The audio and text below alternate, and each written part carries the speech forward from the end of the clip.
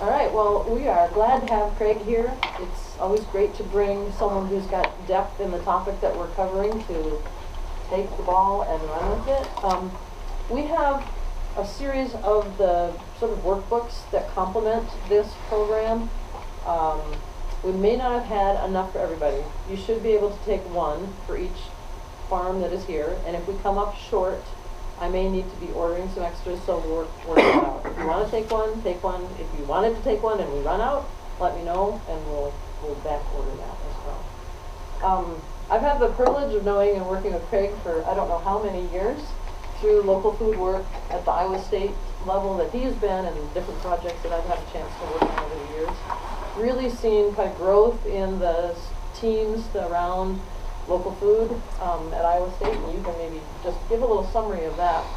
We often go to the Regional Food System Working Group, which pulls local food coordinators together from across the state to kind of keep in touch with what's going on across the state. And John, a coordinator from Jasper County, and is kind of a good example of some of that cross-connecting that we've got across the state. So that inspires the work that we do here, so to take advantage of good lessons that are learned from elsewhere. You guys are all doing all sorts of networking, social networking, and in other ways as well.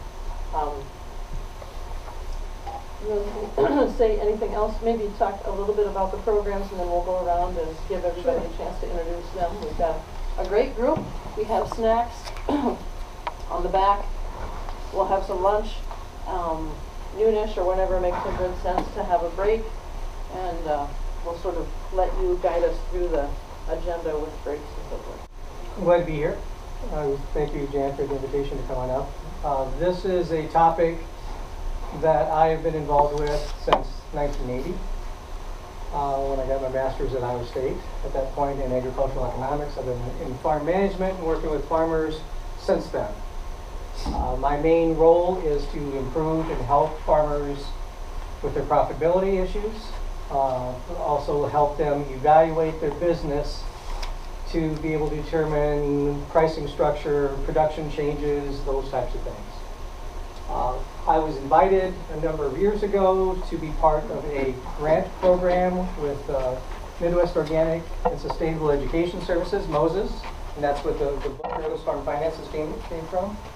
There was 3 of us that started writing those sections in the book. My part of the book primarily relates to really digging into the interweavings of the operation and understanding the financial stuff related to enterprises, related to partial budgets, and the nitty-gritty decisions that are made. Paul Dietman, who was a co-author, did most of the bigger stuff, the overview of the balance sheet, income statement, cash flow statements, and so forth. And I've been involved with doing this for 38 years. So, seen a couple financial statements, seen a couple business plans in all those years. Put together the packet. The packet basically has all the overheads. You'll also notice that there's going to be several exercises. I want to run this as a workshop. I also, because of the years in extension, I also want to make sure that we run this very informally.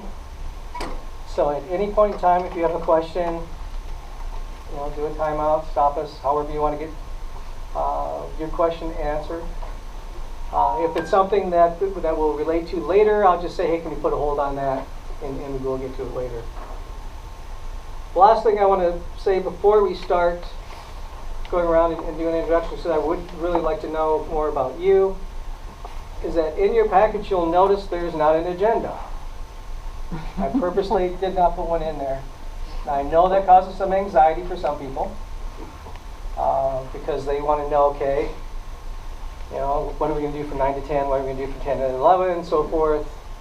But because the structure of this one-day workshop is really going to be dictated by you, in other words, where we need to stop, where we need to take more time. What we found very early on is that it actually caused more anxiety when all of a sudden the topic that was supposed to get over at 10 o'clock didn't get over until 10:30. So basically what I'll do is I'll lay out a rough plan for the day. We are going to follow the book in many respects. There'll be some topics in the book that we won't cover. I would like to know more about you. Name, what's your farming operation, anything else that you want to tell me? Something that you want to get out of the day, maybe. So would you like to start? I'm Eric Furley from Furley Farms in Clear Lake. I guess what I'm hoping to get from today is maybe some new ways of planning financially and growing too. So it was good to learn more, and that's why I'm here. Okay. Great, John.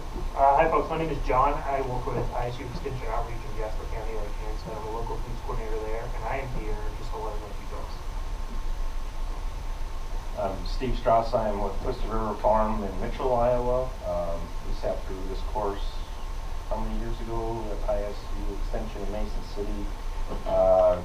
Just looking to get a little refresher, push the dust off a few of the corners, and we're looking at tightening up budgeting and so forth going into 2019. So I thought this would be a good way to stretch those muscles and get into that. I'm Aaron Thomas from the Thomas Farmstead in Kensett. We raise chickens and pigs on pasture, and I'm not good with numbers. So yeah, this is my second business. My first business is a photography business, and that was going pretty good, and I was able to make enough to hire an accountant to do stuff, but I kind of need to take over for this one. So I'm looking at this both from the Healthy Harvest filter to kind of pay attention to what supports. We need to always be thinking about what we learn out of these kinds of conversations, to be able to offer continued support, but also sort of well, what's next?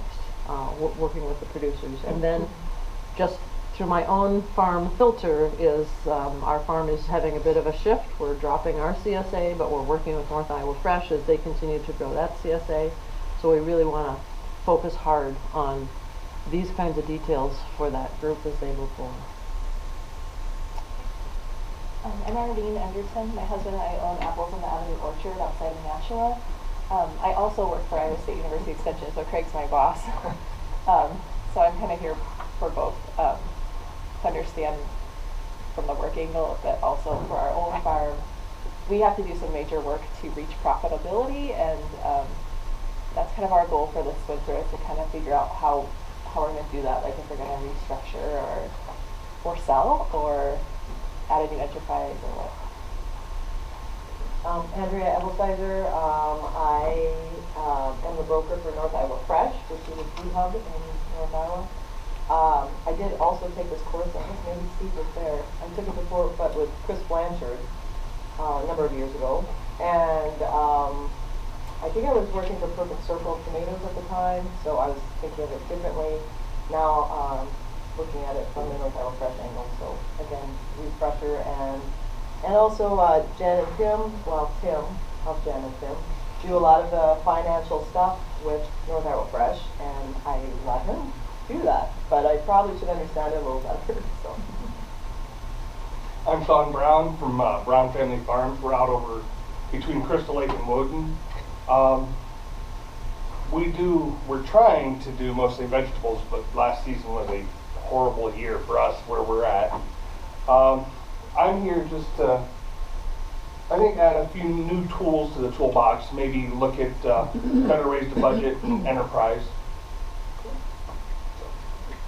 Gresham Bolt. I'm from Ellendale, Minnesota. We have a retail greenhouse. We grow all our plants we sell.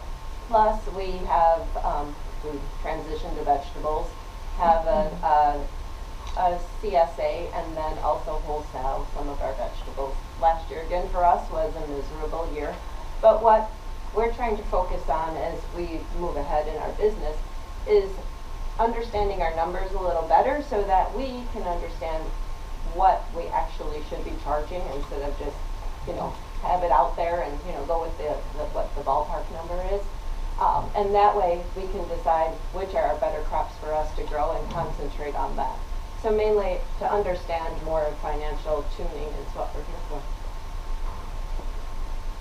I'm Marie Boyd. I'm with Healthy Harvest. I'm here to support everybody, but I mean, financially, that is not in my wheelhouse. So it's even just the baby toolbox that I can start building would be good.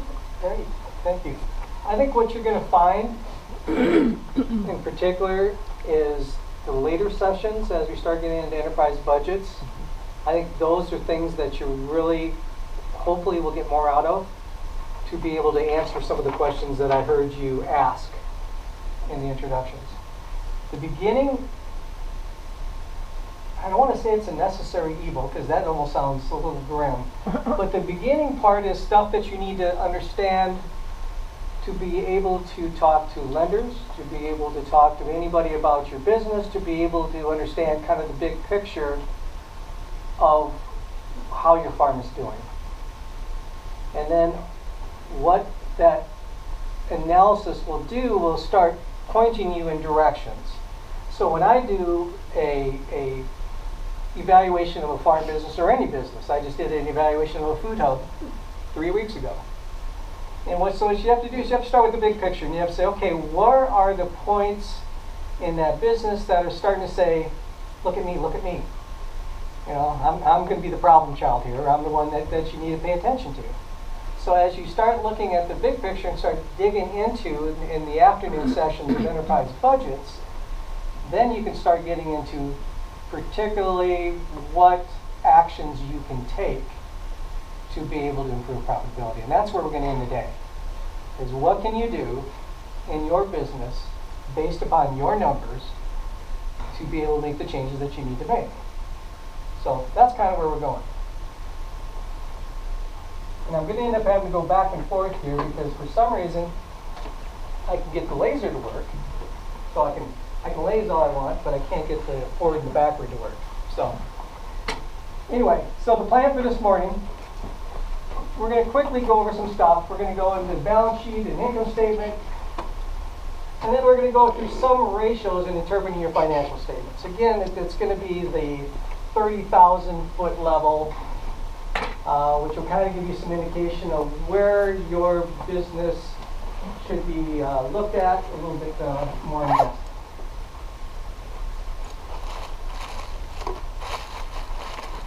For goal setting and planning, one of the first things I do, I work a lot with beginning farmers. And so one of the first things I do is we try and figure out what I would call a reality check.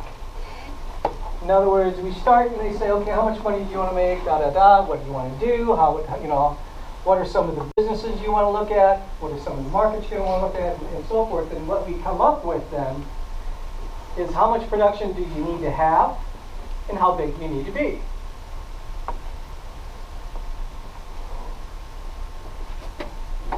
In most of the examples, I think pretty much all of the examples today are going to be vegetables. However, every principle we talk about, every tool we look at, everything we do today can very easily be applied to anything. It can be applied to any kind of livestock. It can be applied to any kind of potted plants, transplants. It can be to anything. Any kind of business, and it can be applied to any scale of business. Whether you have gross sales of $5,000 or $500,000. All these tools are easily applicable to all those things. Okay? So let's just assume you want to grow vegetables. Your goal, you say, I want to make $30,000 per year net income. When I say net income, I'm talking about you paid everything. Okay? You paid yourself for your time. You've paid yourself for your land. You paid yourself for your machinery. So this is not taxable net income. This is what we call in economics terms your economic net income or economic return to management. So you paid for everything, you paid yourself for everything that you've got, all the resources that you have and that you apply to your business. And then whatever's left goes to family living, goes to vacations, savings, retirement, all those things, yes. So I have a question about this. If you said this is 30,000 after you've already paid yourself. Yep. So I guess I've always kind of wondered, like, let's say you choose to pay yourself $20 an hour. I've always thought, well, like, isn't that kind of your income? Like, Okay. I mean, does there need to be anything left afterwards? I mean, you might want to have something in the bank, of course, just so that you can, like, cash flow and keep moving. But like, Sure, I mean, it's a very good question. I mean, basically, there's from an economic standpoint, they don't often talk about return to land, labor, and management. Okay, so they start to say, okay, I'm going to pay for my production costs, I'm going to do that, but I have yet to pay for my land, my labor, and my management. So what they'll do is they'll come up and they'll say, okay, next let's come up and determine a reasonable rental rate for our land. So that you could, in fact, do something else other than what you're doing. You could rent it out. You come up with that opportunity cost or that level of rent, you subtract that. You say, okay, I could actually supply labor to my business or I could supply it someplace else. So you do the labor. Then what's left over is management. To me, management is different than labor. I can provide labor, of which then I can find someone else to provide that labor. But really from a management standpoint, I'm the one that should be providing that management. So my return, this net income, is actually my return to management. This is for me running the business. Because if I chose not to do the labor, I could hire the labor. But I really shouldn't be hiring the management. Does that make sense? Okay, so what we're going to do is we're going to take this, again, you can take this $30,000 per year net income and say this is my $30,000 per year return to management. For me to make the decisions on pricing, markets, product mix, production changes, all those things that management does, seed selections, everything. So let me ask another question Yep. on that. Are you also looking at that's the kind of pot that people might drive back into their business for capital development? Absolutely.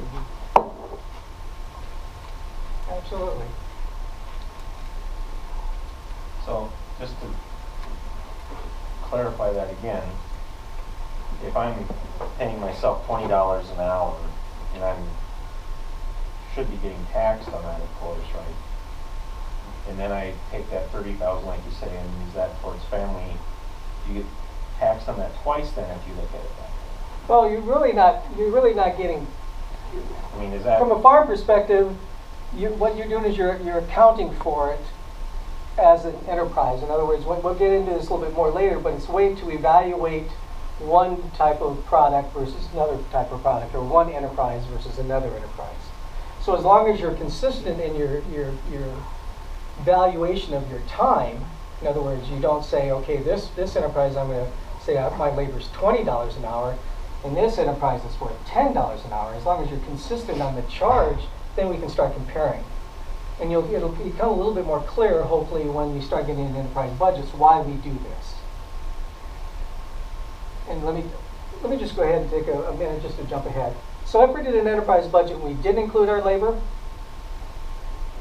and we're doing vegetables in particular, and we're comparing that to something else, we're actually excluding a very large chunk of our expense.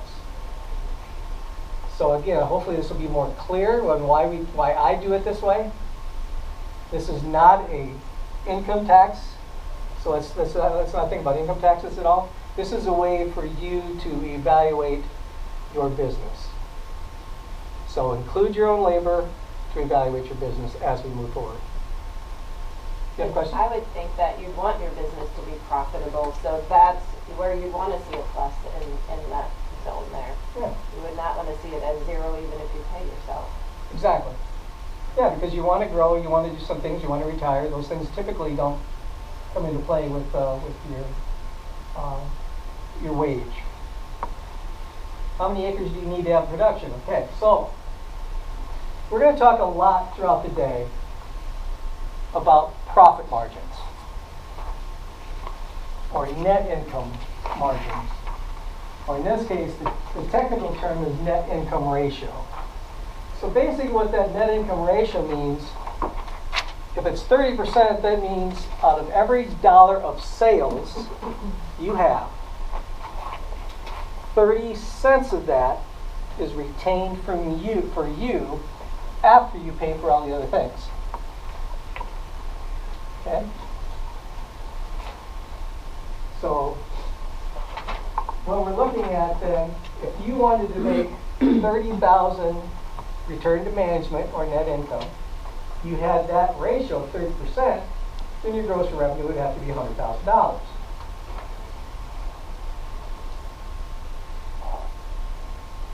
If you look at the number of acres, assuming that you have 15,000 gross revenue per acre, then you would need to have roughly 7 acres.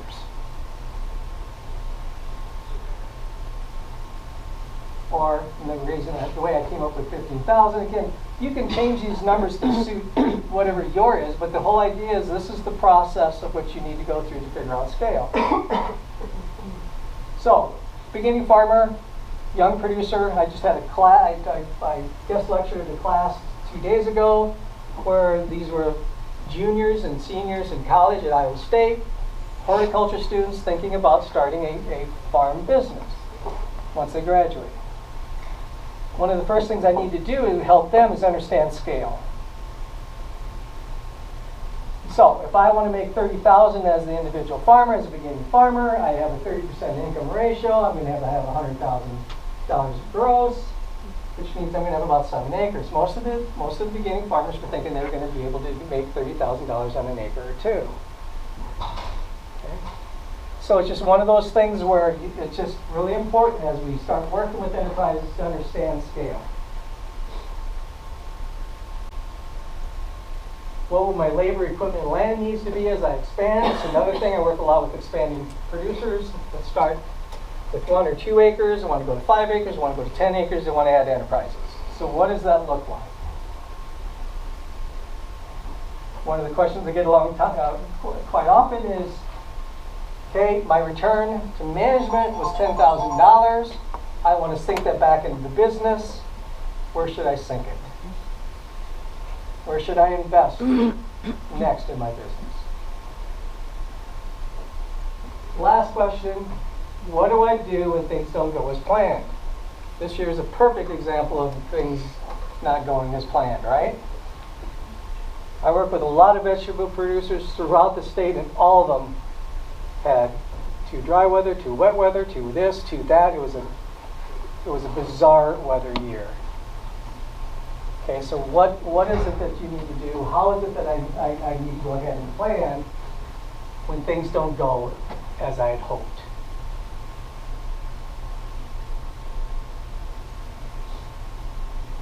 Again, the whole purpose of this first part is just to get you to understand the types of things that we're going to talk about later.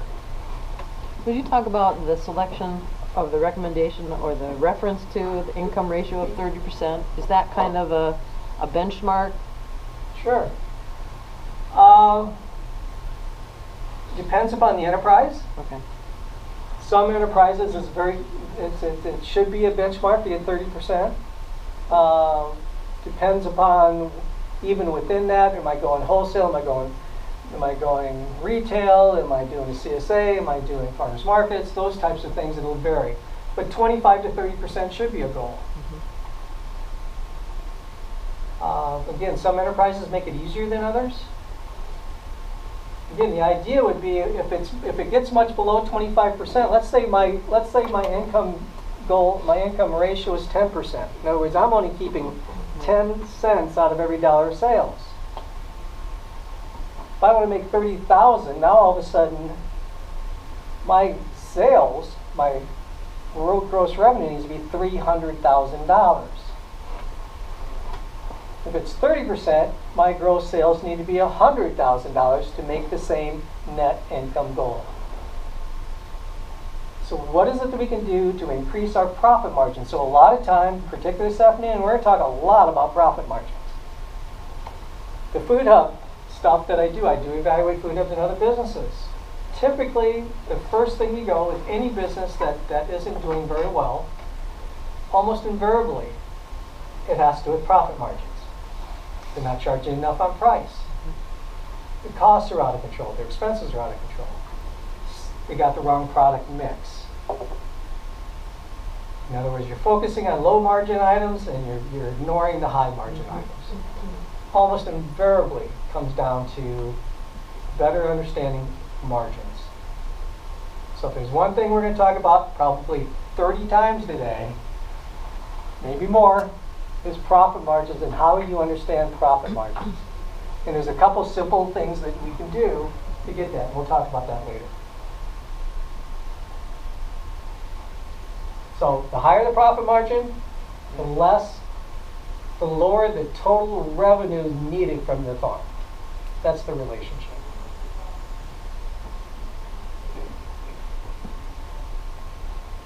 Found this quote a number of years ago and I've kept it.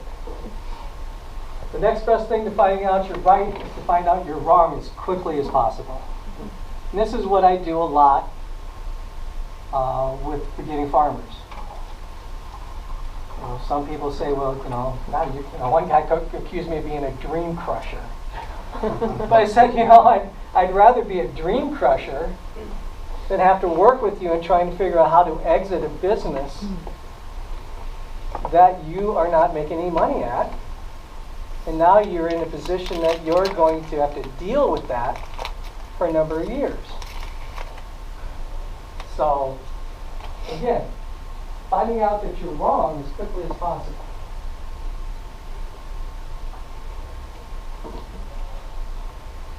Some things we're going to talk about. Cash flow and profitability. Some people interchange those two terms. They are not the same thing. They're both important. If I don't have cash flow, I can't pay my bills. That's an issue. Right? You have to borrow. But if I'm not profitable, I'm not going to be sustainable. I can run into a problem with cash flow, particularly in the vegetable business, if you're not a CSA, right? Or any kind of business. I plant row crops in April. I don't get paid until I sell those crops. I could sell those crops in the fall. I might not sell them to the following spring. I got a lapse in time between revenues and expenses. I'm a cattle producer. I got a really long time, right? Between the time I either buy that calf or have a cow-calf operation and the time I sell something. So cash flow can ebb and flow. It can go negative. As long as you have a plan for handling it when it goes negative, you can still stay in business for a very long time. As long as your business is profitable. Okay? Basically, lenders and others look at 3 different financial statements to measure progress. We're going to talk about 2 today. We're going to be scrunching a little bit. The 3 statements, of course, are the balance sheet, the income statement, the statement of cash flows. Statement of cash flows and the income statement have a lot of similarities. There are differences. It does tell you slightly different things. But we're going to bypass the statement of cash flows. It's in the book. It's got Paul Dietman did a really good job of explaining what it is and how you use them. And so we're just going to focus on the balance sheet and the income statement. What we did is we took a 2-day, this was originally a 2-day workshop, and we're scrunching a 2-day workshop into roughly 6 hours, give or take. So something had to go, and I made the decision that of the 3, we'll focus on the 2, which I think are in my estimation, a little more important. Okay, profitability cash flow, we just talked about that a little bit. You can be profitable with negative cash flow, and you can have a strong cash flow and be unprofitable. Okay. Cash flow is absolutely critical, but cash flow and profitability is both important in the long run, particularly profitability in the long run.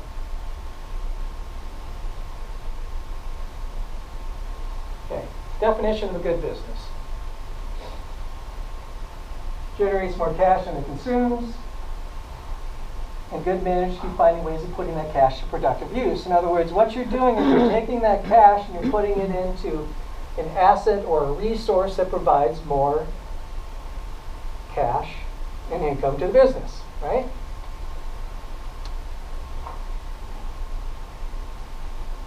those that do that, businesses that do that, will increase the value. These are the things that we covered in the book and things that we really wanted to make sure that people do. Enterprise budgets, everybody should at least do that, along with cash flow projection. Cash flow projection just basically says I'm here in January. These are the revenue streams that I'm anticipating over the next 12 months. These are the expense streams that I'm anticipating over the next 12 months. And where am I in a negative cash flow state? And what is my plan to handle that? Annual balance sheet and income statement and statement of cash flows are necessary for some of the other things.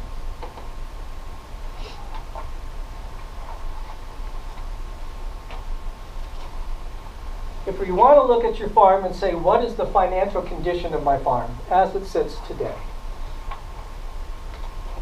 How is my farm doing? How much of the farm do I own? How much money am I actually making?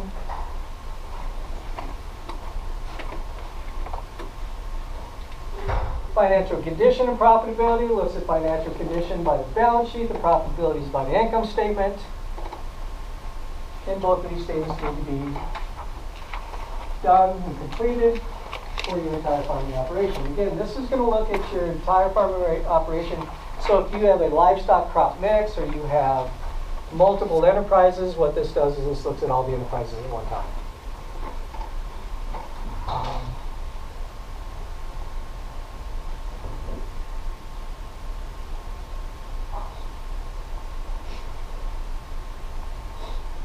All the graphics when it comes to numbers and those types of things, I've really shrunk them. They typically would be much longer and larger. But I did this so it could be on one screen and of a font size that everybody can read. As in more complex, you mean? They'd be more not bigger complex. numbers necessarily. No. They'd be more complex. Basically, under each one of these, you'd find multiple additional categories. Right. Yeah. So what I did, I lumped them into bigger ones. Okay, this is just an example of a balance sheet. And it would be balance sheet as of certain date. Typically, you do that at the end or the beginning of your business year. If you're on a calendar year, you can either do it 12/31 or 1/1 of each year, but be consistent on when you do that. Be consistent when you do your balance sheet so that over time, typically at least 3 years, you can be able to see trends. You can be able to see, okay, am I growing? Am I not growing? What's happening to my business and how is it changing based on several different cycles or whatever you want to call it. Assets and liabilities are the two main categories. Excuse me. Farming balance sheets are slightly different than every other business, simply because they have what they call, I call it INT, that's intermediate. Farming balance sheets can have intermediate assets as well as long-term assets.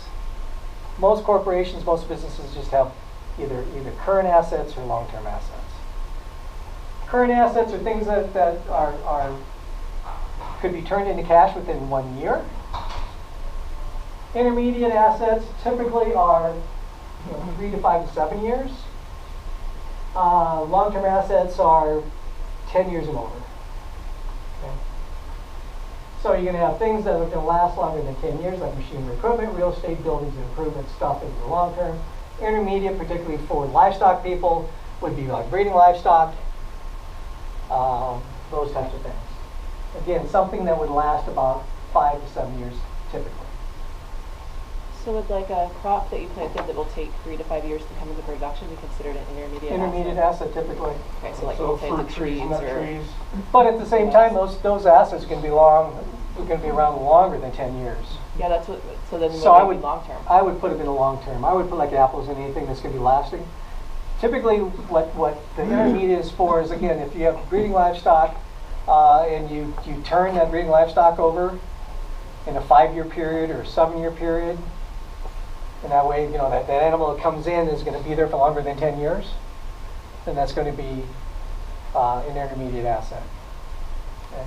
High tunnels, a lot of times high tunnels be classified because you really, by the time you get the 10th year in a high tunnel, you probably replaced the vast majority of it, at least the skin a couple different times and maybe some of the frames. So most of those would be classified as an intermediate asset. Strawberries, maybe? Strawberries would be an intermediate asset. Raspberries, probably. Asparagus, it depends. Again, it's one of those where you could say, is it a 10 or 15 year thing? Yeah, you could go ahead and determine how is it that you want to do that. Okay.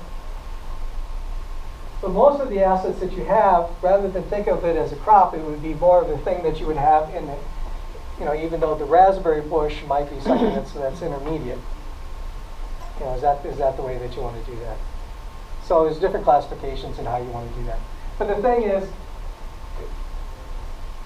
as long as the bigger delineation is between current and the others.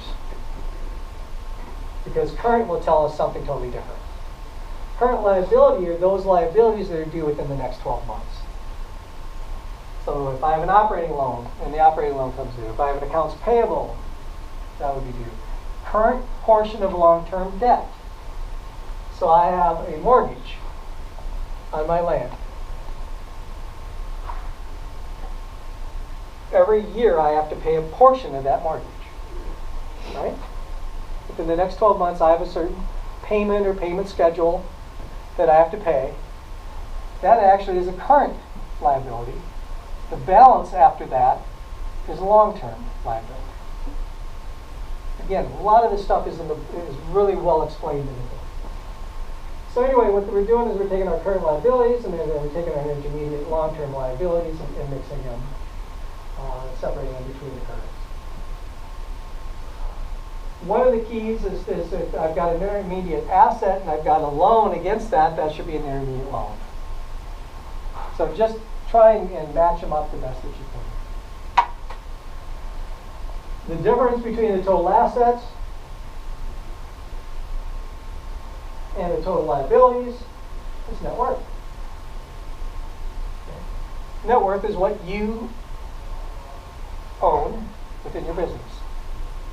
Total liabilities is what you owe in your business. The relationship between those two is one of the things that people, particularly lenders, financial analysts, credit analysts, all those people, one of the first things that they look at. What the relationship is between those two numbers. And we'll get into that in a little bit. So that's a balance sheet. Income statement. Income statement is just basically going to start with your revenue. Probably your whatever major, and again, this could be as detailed as you want. If you have 4 major streams of income, then you might want to keep those separate. Anything else that's a minor but still an income stream of some sort. Gross income and then all your expenses. So you have your gross income, your net income.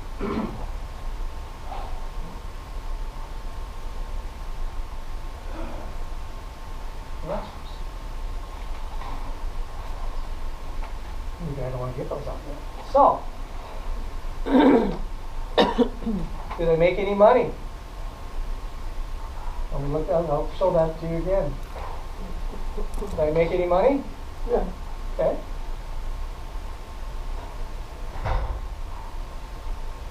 Some people look at net income by itself, and some people look at net income plus depreciation. And the reason they look at it plus depreciation is because depreciation is really not a cash expense. You didn't pay cash for the depreciation. It is an expense that shows that your machinery and equipment has some wear and tear to it, and eventually you'll need to replace it. Right? So some people look at that and say, okay, 17,000 net income plus depreciation is 53. That doesn't mean I want to go out and spend $53,000, but it just gives you an indication of where I'm at. How much of my farm do I own?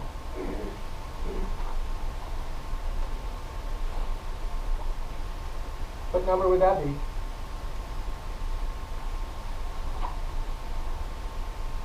How much is yours? 140 minus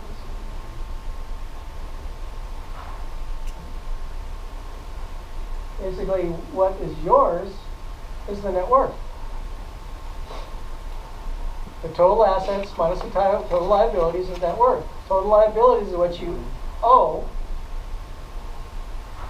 Net worth is what you own. How are they doing? There is no, I mean, just give your opinion. Well, I think you have to kind of mesh some of this stuff with what their goals are, Okay. what the farm's goals are, and where this, if the farm is the main enterprise, or if they have any outside employment, and what they're trying to do with that balance.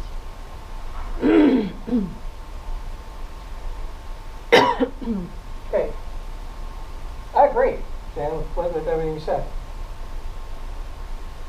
The other thing to look at from a balance sheet and income statement is it really never tells you anything about scale. So is this a 20-acre vegetable farm? Or is this a 10-acre vegetable farm? If it's 10 acres, that's not horrible, but if it's 20 acres, that's not very good. You got the point. The point is, you got to put it in perspective. So as an economist, my first answer, if somebody asked me that question, I would say, it depends, right? It depends on a lot of things. It depends on, is this a 20-acre vegetable farm? Does it have 20 acres of vegetables plus a bunch of other things? Or is this a 10-acre farm all by itself? Or is it a 5-acre farm? What is it that described me this business that provided those statements? Because those statements kind of sit all by themselves once you put them. You need to put them in perspective.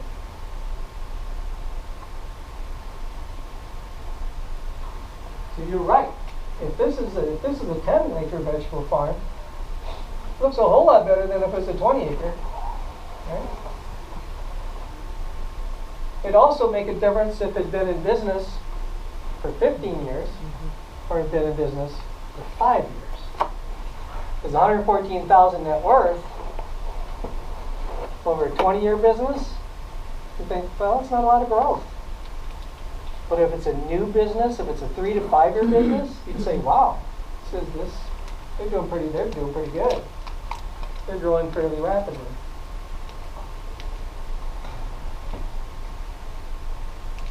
Limitations. This is why I was saying that if you do a balance sheet, do multiple years at the exact same day. In other words, what you're going to have to do is you're going to have to do inventories. And again, all the details of this stuff is in the book. But the balance sheet illustrates what is owned and owed at one point in time. In our case, 12/31/2018. It doesn't tell us anything about the business in June or April, or when it rained 12 inches of water in whatever month or whatever day it was that it rained. Right? Doesn't tell us anything about that other than that one particular point in time. The income statement represents what was made over one time period, typically a 1-year time period. So in this case, in our income statement, it was for 2018.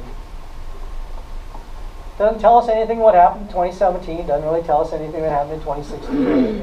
And it doesn't tell us what's going to happen next year. It just says, based upon this time period, 2018, this is how we did. Okay? So it's really somewhat limited, but this is the best that we got.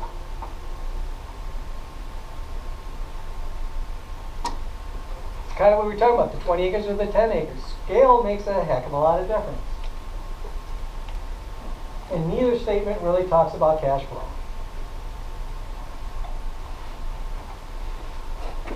Okay, in your packet, there should be a series of exercises. Probably in the left-hand side.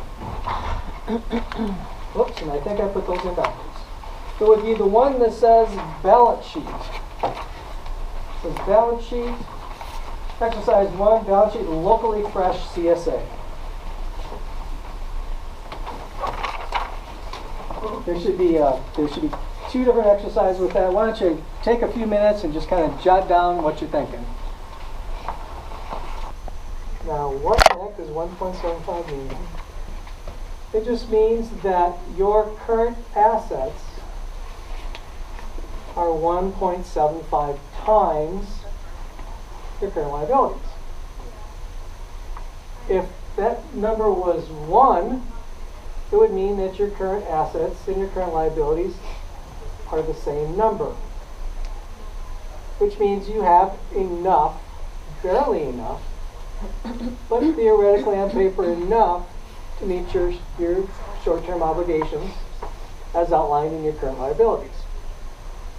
If the number is less than 1, that means that your liabilities, the expenses that you're going to have to pay, the liabilities that you're going to have to pay off in the next 12 months are actually higher than the assets that you can convert to cash to be able to pay those. So a number of 1 is essential. The bigger the number, the better. Some people like to say 2 should be the goal. Because sometimes the things in current assets really can't be converted very easily. Or you don't want to have to convert them very easily. Particularly if I have a lot of, let's say, market livestock that are coming up for sale in the next 12 months. The question is, I have to sell them when they're ready to be sold. And so I have to make sure that I don't try and sell them at a lower price than what I should get, or at a fire sale price or whatever, just to make my obligations. So, if I was to put a number up there, 175 to 2, 2 is a good number. Anything above 2 is even a better number. It would get a point, though, if it was extremely high, then we'd probably have to talk and say, maybe there's a way to expand the business. But for now, let's just keep that at 2 or above. So 175 is not a bad number. Debt to asset. Basically, you're looking at your debt, what I owe, compared to the assets that I have in my farm. The number is 32%. That means the reverse of that would be 68% of those assets I own. Okay, they're mine. 32% of it could be the banks or whoever's. You owe 32% of your total assets to the bank or some other lender or somebody else. But 68% are yours. 32% is a good number. Anything under 50, again, 50 would be the cutoff. If that number is 70%, that means I got a lot of debt. 70% of all the assets I have money borrowed on them. I owe someone else for those assets. 80% would mean 80% of it is owed to someone else, and only 20% is owned by me. So as you go from 50 on up, it gets worse. 50 on down gets better. So the lower the number, the better. Again, if it's nothing, that means I don't have any money borrowed, then we should probably talk, because leverage can be a good thing up to a limit. Okay. Operating profit margin. Operating profit margin, basically in this case, is negative. So what this is saying is that I got some things I need to check out. I got some things that I need to make sure that I redo or fix, because I'm not long-term sustainable in this case. This number, operating profit margin, is different than the operating expense ratio. And we'll talk about that in a minute, because this takes into consideration my balance sheet as well as my income statement. This number, depending upon the operation, you're going to probably want in the 20-25% range. In your book, in an appendix, I think it is appendix, I want to say D. Maybe that's not right. D, Farm Finance Scorecard. You're talking about benchmarks earlier. This kind of goes through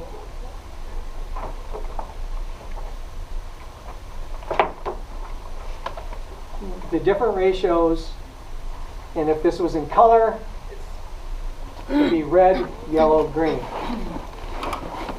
Red being the vulnerable, yellow being okay, green being strong. Here you can see their current ratio, they say anything above 1.7 is good. Okay, this was done by University of Vermont. Debt to asset, they say anything below 30% is good. Again, it's somewhat subjective. I would say anything under 40% is good in most cases. So again, it just depends on what it is. It's under 50 for sure. Operating profit margin, they say anything 25% and above is good. Again, appendix D in the new book should be, there you go. You got to keep going, right there. Okay. Okay? It's E in the green one. Appendix E in the green book. Still, It's still D. D. Appendix E is the University of, that's a Minnesota Organic Farms. Standard ratio averages. Vermont is D. I think that we have a newer version. Yeah. Yeah, this is E. Oh, you're right. I got the old book. Yeah. Sorry. I apologize. I kept Yes. on being confused trying to. Sorry, I grabbed an old book and tried to tell you what the new book told you. The green book is the newer version. The blue book was the original one. We just made some revisions. I apologize. Didn't mean to argue. No. I should have come over and looked first. Okay? So, that'll give you some idea. Now keep in mind that may have a whole lot of different farms that look nothing like yours.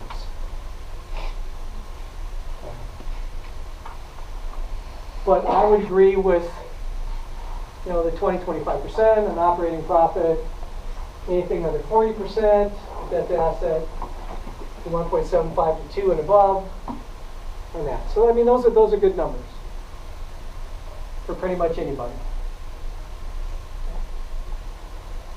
Craig, how do economists determine where along the spectrum is a good and a bad number? I mean, I can understand that some of them like a positive and a negative, but how do you know, like, where do they determine that 1.75 and 2, like, how do they make that decision? I think most of the time, the reason they say 2 is because stuff happens.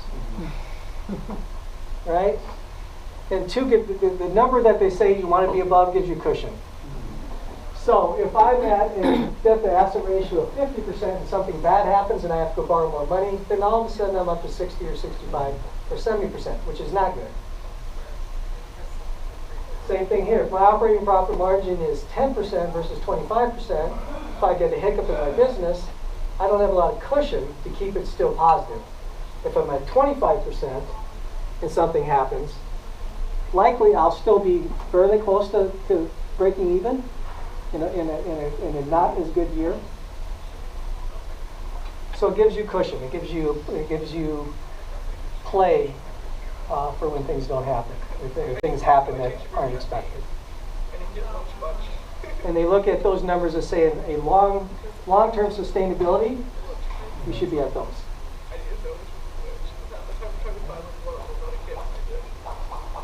And we'll talk about lenders and lender risk ratings here in a little bit. And you'll see where that comes into play for those as well.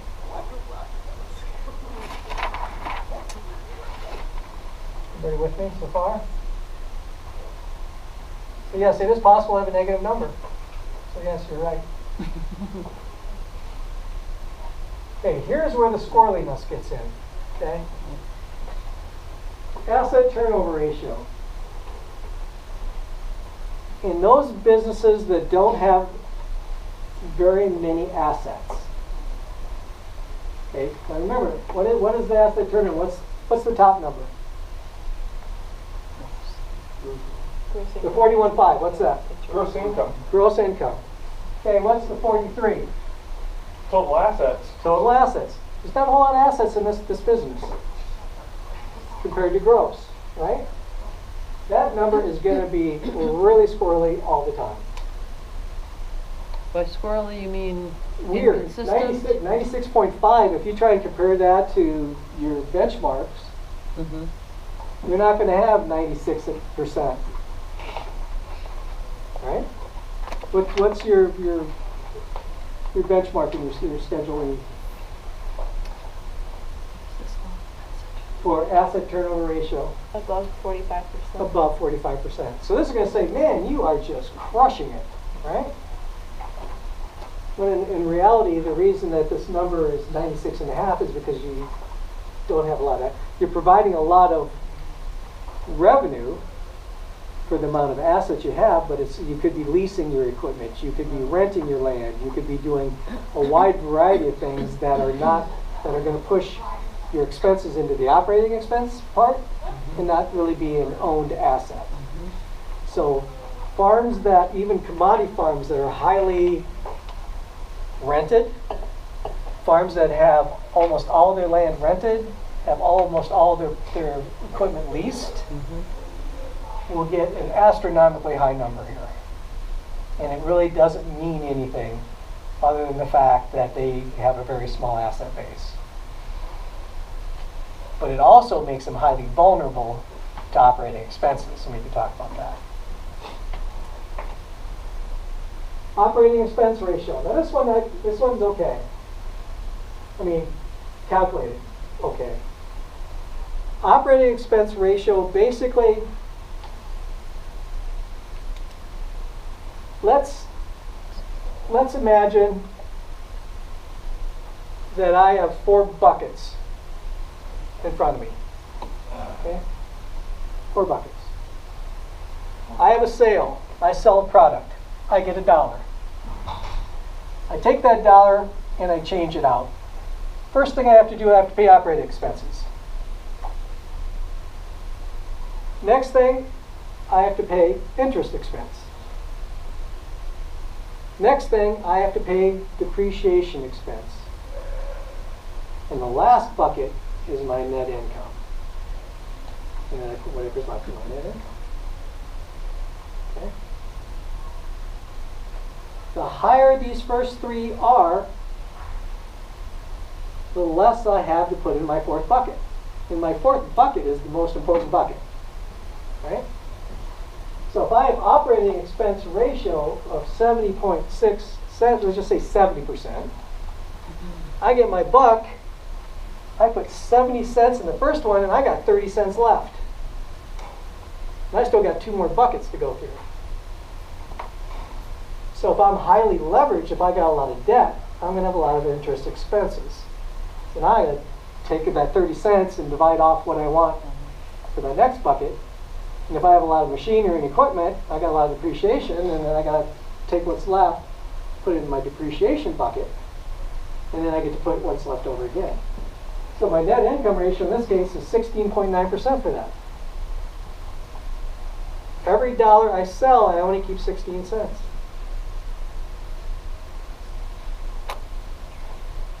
So every $100,000 in sales, I get to keep almost $17,000. So if I want a little over $30,000, I have to have a little over $200,000 in sales. Then I'll go back to what we talked about initially.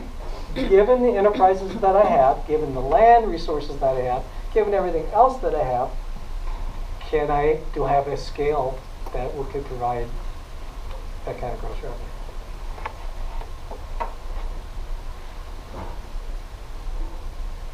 What do you think?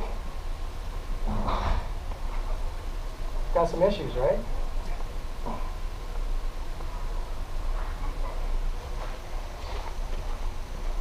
Preparing for a loan. You want to make a change in your business. You want to go ahead and expand your business. You want to start a business. You want to add an enterprise. And you decide, okay, I'm going to have to borrow some money to do this. So I'm going to have to go and approach a lender. Being as prepared as you possibly can prior to the time you go in there is in your best interest. How much money can I borrow? Looking at your financial statements. What will a lender think of my idea, and what information should I pull together to show my lender? Keep in mind, lenders are naturally risk-averse people. In other words, they are going to be pretty pessimistic in most cases. More pessimistic than you in most cases. And maybe not really overly thrilled with the idea that you want to come in and borrow more money. Depending upon what it is that you're borrowing money for. So keep all that in mind as you approach the lender. Just understand that what they're going to want to do is they're going to want the decision that you make to be a sound business decision.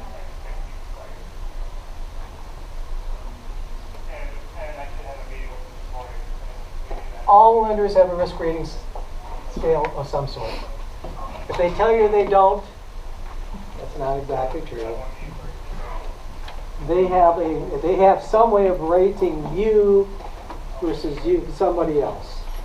They have ways of rating whether your business decision or your loan request is going to be risky to them or not risky. In other words, they're rating it.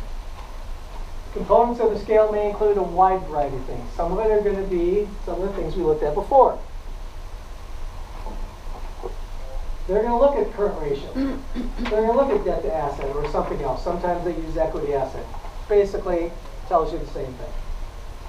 They're going to look at collateral. They're going to look at management ability. They're going to look at character, payment history, which is your credit report, length of the relationship with them, net worth trend. They're going to want 3 years of data.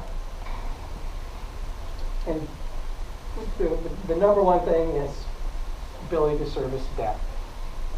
Are you going to pay them back? Okay. All those things kind of go into risk rating scale. Each component is weighted. Different lenders weight them differently. I would ask them what their scale looks like and what their weighting is. They may or may not share it with you, but I still would ask them.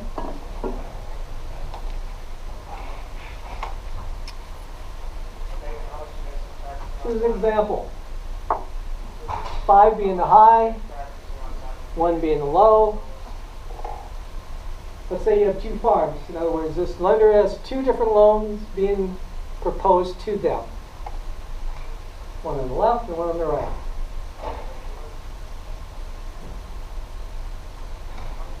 You look at debt service, net worth change, current ratio, equity asset, all those things. They rate it. They come through their weighting schedule, their weighting calculation. They come up with a weighted average score of 96. And Farm B comes in. It's got fair things there. Current ratio is not very good, so forth. They still get a good relationship with them. Payment history is pretty decent. But there's a couple things that are not as good as over here. And their weighted average score is 72. The difference in the discussion, the difference in the loan that's going to be proposed, the difference in rate, the difference in payment, the difference in collateral, all those things matter if you're 96 or 72. The person on the left will get much more favorable conditions within that loan, even if they're borrowing for the same type of business. Everything else is the same. They're both going to go in and borrow the same amount of money for the same type of business, same type of whatever. The loan package is going to be significantly different between the two with the same lender.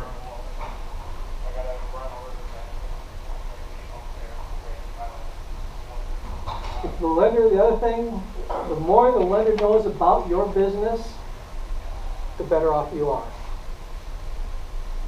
Again, when a lender doesn't understand something, they make assumptions, just like everybody else, right? The assumptions that lenders make will typically be more conservative. Again, risk averse. Think about risk averse.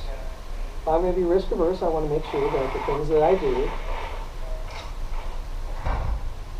I'm going to be able to cover. I'm going to make sure that the loan I give you, you're going to pay me back. So, a lot of times, what people will ask their lender if they go into a particular new lender, are you willing to come out to my farm? Are you willing to learn something about my farm? If you come prepared, your financials are completed, you got your 3 years, all that stuff, you know the financial terms, you know what questions to ask about the borrowing, it's going to be much more favorable. You know, if you go in and the lender ends up having to develop your financial statements for you, you're not going to get the favorable type of terms.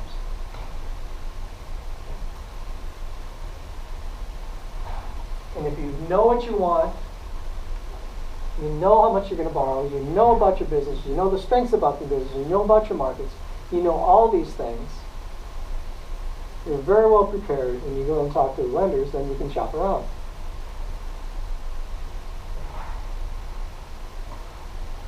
Typically, you can get a better deal. So being able to spend some time to pull your financials together, quite honestly, is going to probably be the best investment you can ever make. Spend some time understanding your numbers and looking at possible improvements. And always keep in mind your financial farm goal and your questions, and work through your records to find the answers.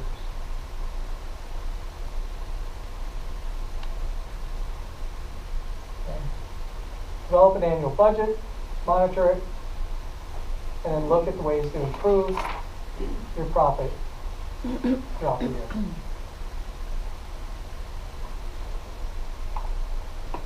Questions, comments so far? Yep. So if you set up a budget and then you want to look at it, do you look at it, do you suggest, not weekly I would imagine, monthly or quarterly is more favorable considering the type of business, you know, that we're all in and working quite many hours during the spring and summer and the fall? I would, if you're doing a cash flow, I would do a monthly cash flow. Okay. I would set it up as a projection. So if I'm doing January through December, in December I'm going to put together my January through December monthly cash flow. Now, it would be preferable to monitor that monthly, but don't do it any less than quarterly.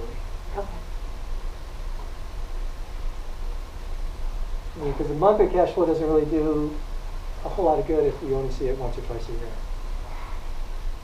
I mean, it'd be good hindsight, but it doesn't really help you plan to say, oh, whoa, what happened here? I mean, you can kind of get a feel, you know, from your checkbook. As you know, if you have a farm checkbook, which I'm assuming all of you do, that something's not quite right if you're doing the balances. But a monthly cash flow would tell you exactly what's going on. Again, got a really good section in the book on that. Paul did a really good job on that. Can you say anything about where your experience is on where lenders are with these small businesses, these smaller farm businesses? I don't know in North Iowa that very many of these businesses are having many conversations, so my assumption is that that would be new to them, which raises their their risk status in the first place. So, you know, if we're not quite ready and we're still building our numbers and our savvy language, how do we start to warm that up, both individually, and what is a role an organization like Healthy Harvest can play that sort of helps to build some of those conversations? Do you have any comments you want on that? Every year in June, I present to a group that are new lenders called the Iowa State University Ag Credit School. And I talk to them for 90 minutes on organic and alternative agriculture. Of course, vegetable crops is in alternative agriculture. Basically, it's anything other than corn, soybeans, hogs, and cattle. A lot of lenders, and I'm guessing we get probably 40 to 50 in that group every year. I'm guessing 20% of that group are open. 80% of them would really look at anything other than those four commodities as really not suspect, but they'd really you'd have to show them how you came up with every number, because they just don't have knowledge about what it takes and what type of income potential and what type of risks and so forth that you face. But if you can find the 20%, typically, quite honestly, most of those are community banks. What I found, because a community bank is supposed to be for the community. So they seem to be a little bit more receptive. They also tend to talk to each other a little bit more. To say, hey, I've got a new loan, and you know, I've got this. The other place we, quite honestly, is FSA. Some FSA lenders are very astute. Some FSA, just like any organization, some people are really good, some people are not as good. But just talk amongst yourself, and as you go approach lenders, just say, hey, I'm thinking about doing this. What do you think about the fruit and vegetable business in North Central Iowa? You know, and you start getting a feel. You know, do they attend farmers markets? Are they part of a CSA? Are they, do they understand what it is that you're trying to do in the markets that you're trying to do? You know, do they understand microgreens? What the hell is what's a microgreen? No, I mean, some lenders are gonna get it, and some lenders just don't have an interest. And so that's what I mean. You're gonna have a lot of conversations to find that of that 20%, probably half of them would go ahead, and probably half of them wouldn't. But you're gonna have to have your numbers. You're gonna have to have a basis for what it is that you're doing and why you're doing it, and even though what you're going to do is you're going to project the way things you hope are going. You're going to show them your 3 years of records, and then you're going to talk about your upcoming year. They're also going to want to know what are you going to do when things don't quite go according to plan. They're going to want a plan B. And then what are you going to do? What are you going to do if you get 10 inches of rain? 12 inches of rain, 30 inches of rain. So, those types of things. But yeah, I think there's more receptivity over the years, because I've been doing that talk probably to new groups for 15 years, and there seems to be a lot more receptivity. One of the first questions I ask is who's giving loans that doesn't have to do with corn, soybeans, hogs, or cattle. And a much larger group is talking about it. Everything from turtles to shrimp to fish to... So it's not like they've not heard of anything other than those commodities. They're just going to, again, they're going to look at that, and you're going to have to have them out to your farm. You're going to have to explain what it is that you're doing. And you have to show them how you package it. You have to show them and tell them what the market is and what the potential is.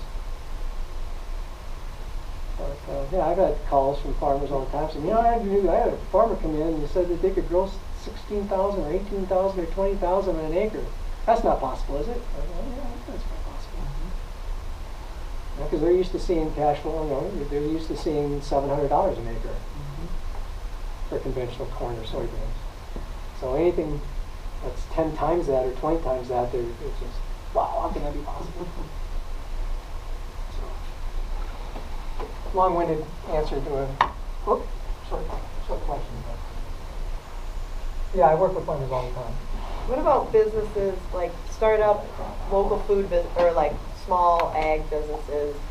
How many or what percentage of those usually need to get loans to even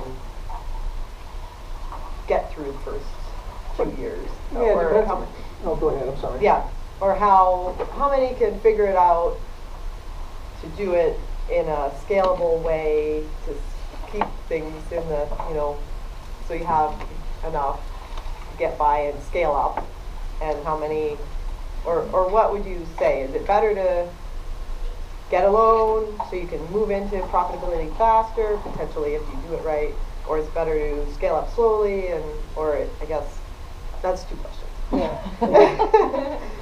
Typically, I look at farming as no different than any other small business. A vast majority of small businesses fail. They fail for a wide variety. It's true. I mean, a lot of startups. So, I mean, the thing is, I'll go back, and the reason I'm saying it is they fail for a wide variety of reasons. One of the reasons is they jump into a business, and they scale to a certain amount, borrow a lot of money, they do something, they overcapitalize, and they run into issues as soon as they have their first problem. So you're going to go back to the things that you say about any business. Start small, grow smart. Okay? Don't go into it saying that I'm going to go ahead and have 10 acres of vegetables year one. Okay? What is your market? Who is my market? Those types of things. So you're gonna want to scale it. You're gonna want to make several jumps to get up to that point, because borrowing too much money, getting too high in debt, and running into a production or a marketing issue is probably the #1 killer of the vast majority of businesses, whether they're farm businesses or not. Which goes back to the lender. How comfortable is your lender with your business, and how comfortable are you with your lender? Is your lender going to bail on you the first time that you have an issue? Or are they with you as a partner in your business? And what does that partnership look like? Same thing, first time that you get an indication by looking at your things that some things may not turn out quite, that's the conversation to have with your lender before you have issues.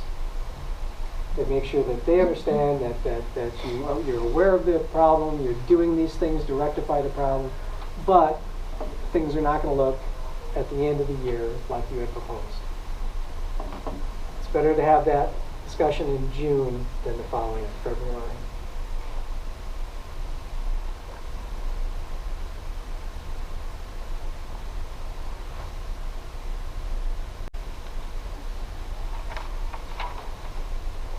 Okay, we're going to have you guys be credit analysts.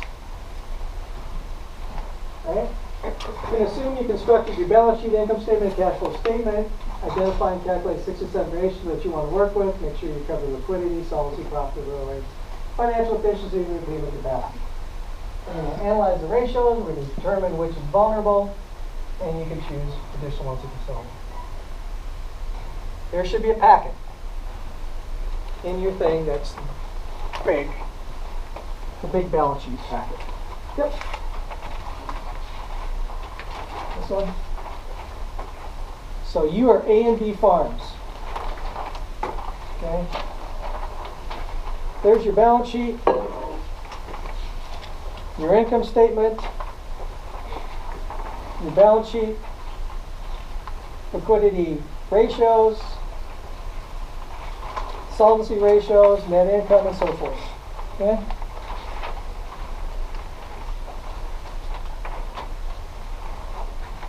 And you have all these in your packet. Sure. You got your balance sheet, you got your income statement. One thing I do want to say about the income statement, which should be the second page, I restructured it to where depreciation and interest is down below. And operating expenses, this gives you your operating expense ratio, your depreciation expense ratio, your interest expense ratio, and your net income ratio. So just by simply dropping that down, and of course, revenue would be 100%. That would be your dollar. Remember the 4 buckets? Dollar, first bucket, second bucket, third bucket, fourth bucket. Okay. So in that page, you've got the restructured part.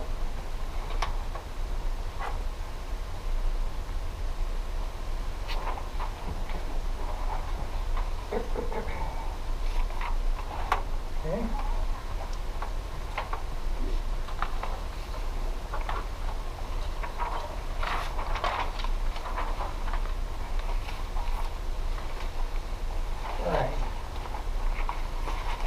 calculated this out.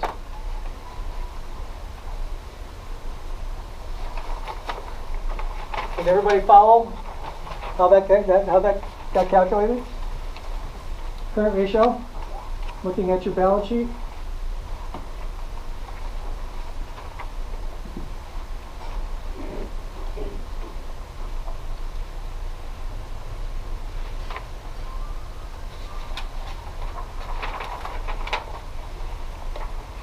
Yes?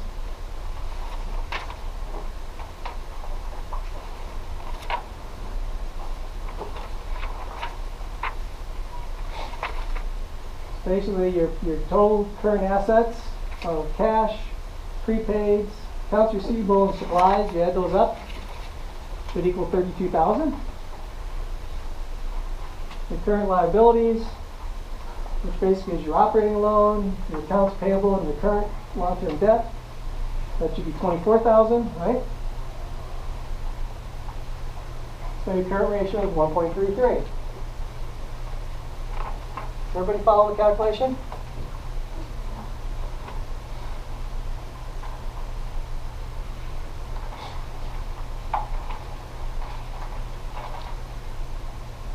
Debt to asset, total liabilities, divided by total assets, should be 170, divided by 290.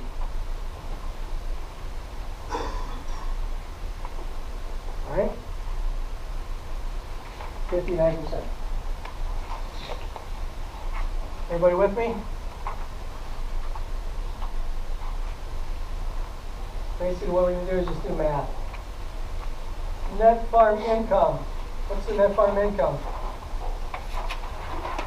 Be off your income statement.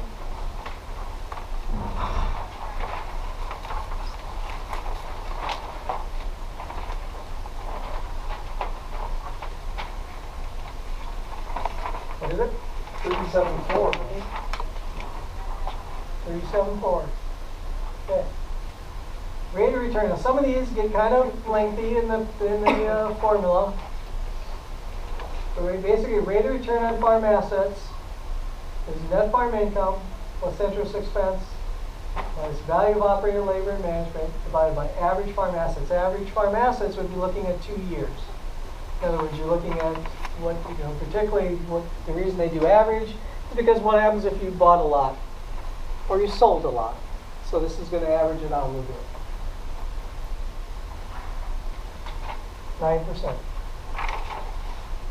Okay, what this is saying is that you have an asset base of $290,000.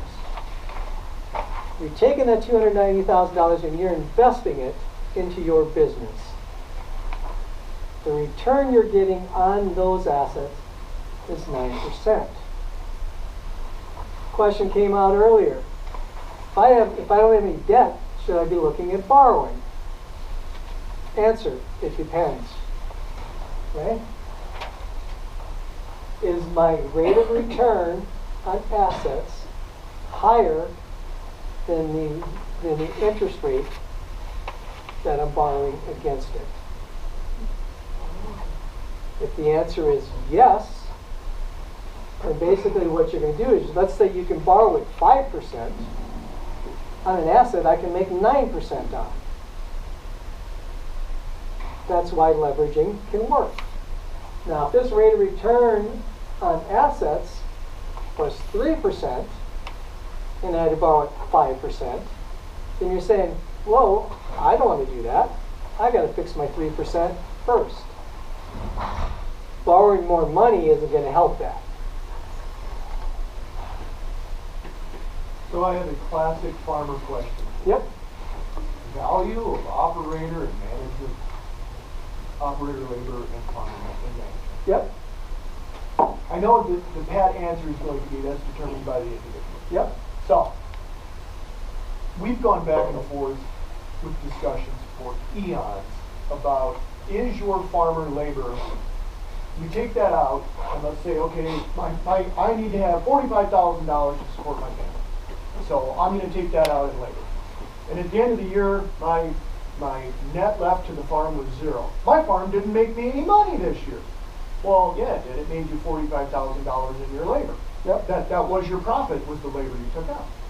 And then others will say, well, I don't even acknowledge my labor because the net at the end of the year, what that farm made was 45 grand. If I took zero's labor, and that was my profit, that was my labor. That's what I got paid was 45 grand. It's a half full type thing, no matter how you look at that glass, whether it's half full, half empty. The bloody thing is half full. Yep. So to run that formula, you would need to plug some number in. Yep. What about the folks who look at it and say, yeah, my number is 0 because it is what I earned for the year. That is, my management got me that 45,000. Yep. What happens if you do that is that subtraction never occurs. Right. Okay? And it's going to make the percentage higher. This is going to make it a lot higher. Right. What happens if I included it and that number's 3%? I don't include it, it becomes 10%. If I That's now why made I a different management decision, absolutely. Right? Because it can, if I don't include it and it gets me 10%, that's still net more money to me. I'm doing the work. Yeah. So the value that you plug that in, you plugged in 20,000. Well, what if somebody else plugs in 7,000? Somebody else plugs in 45. How do you make that decision?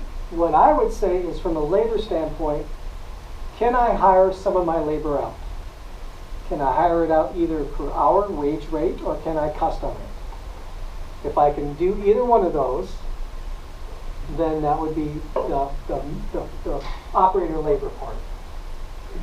Granted, the operator is going to be better at everything other than hire labor. There's no questions about that.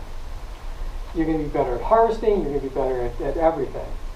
But what you're going to have to do is you're going to have to say, okay, if I was to take the 45,000, that's basically what I think my operator labor and management should be.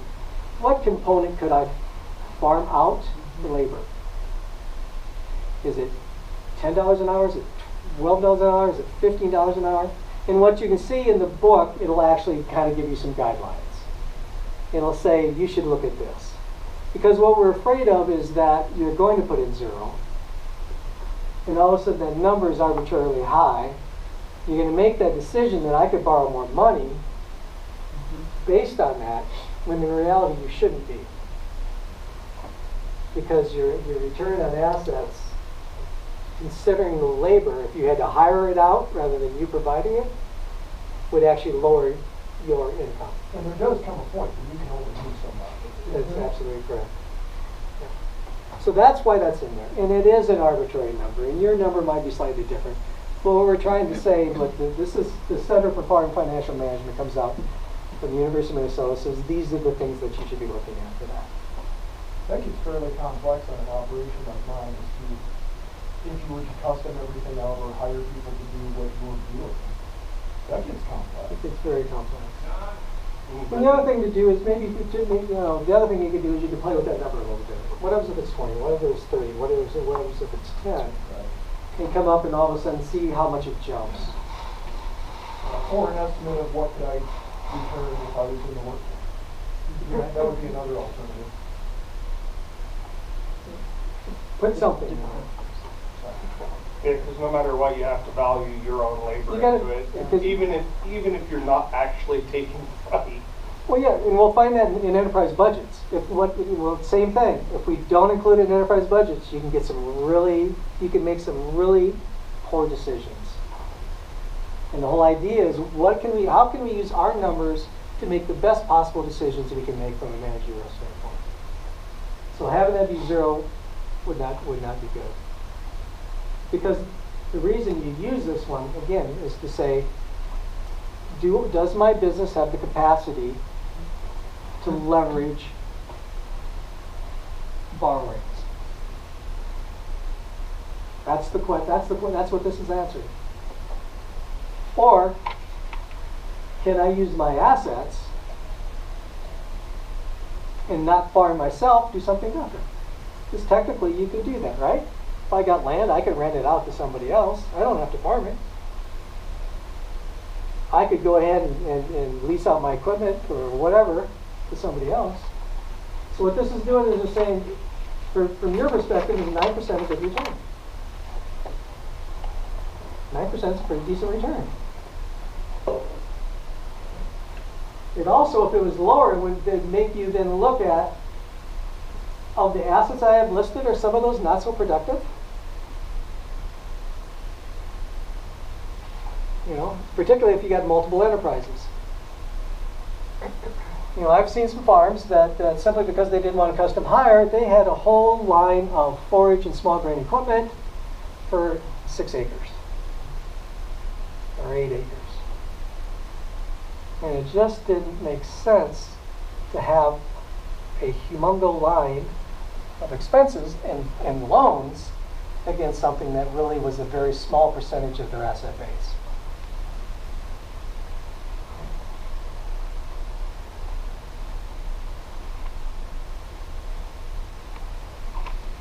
Operating profit margin. Again, you put operator, labor, and management. If you don't put that in there, the number's going to be a lot higher.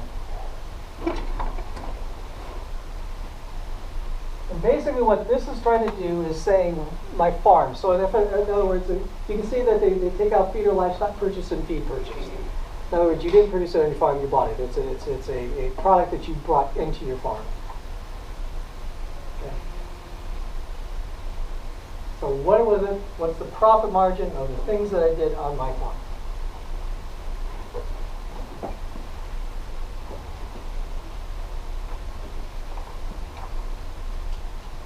In this case, 17.7%, which isn't bad.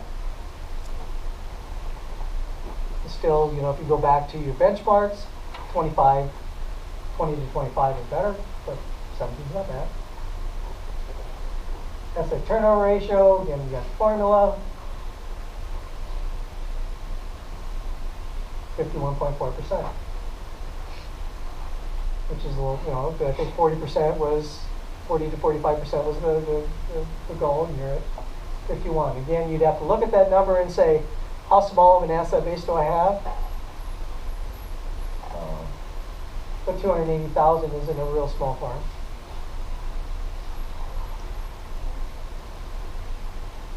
Operating expense ratio, 62.5. Got your depreciation, your interest rate, your net farm income, 26%. Remember that all 4 of those ratios must equal 100% because you took that dollar and divided it up into 4 bins. Okay.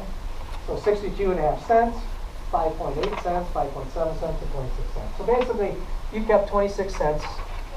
Okay, 26 cents at the end to put in your 4th bin. 26% is a good number.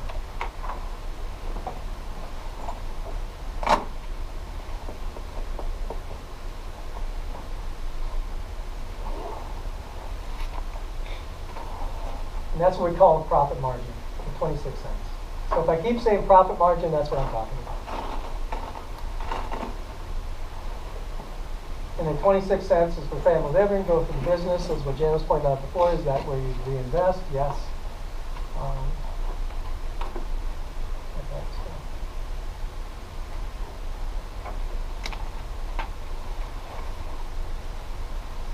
So, contributed labor. Assume you have a farm organized as a C or an S corp and you deduct all your labor, same exact result, same exact farm would result in this. Okay.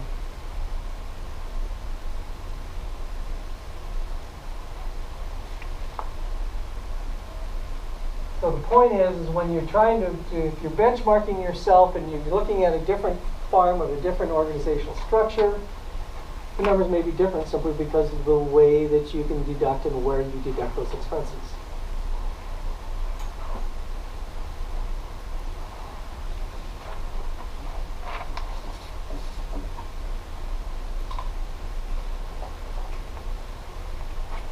And the second point is what I was just talking about a little while ago. The worst case is that you make a management decision on some really bad comparisons.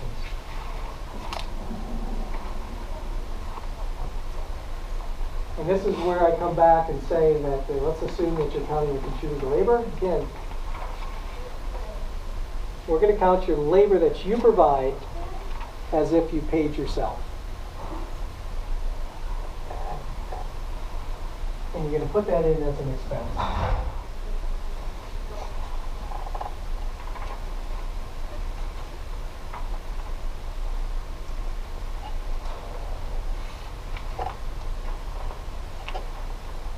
That's part of the same package you got. Let's assume you did that. Let's assume now you are at the end of year 3. It's now January 5th, 2019, and you just finished your 3rd year of doing your income statement and your balance sheet.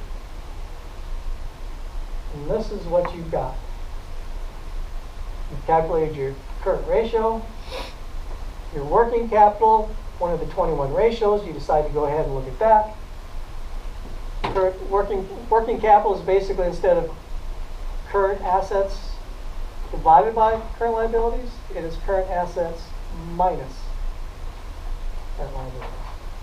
And the last thing is just working capital as a percent of gross revenue. 3 different ways of looking at liquidity.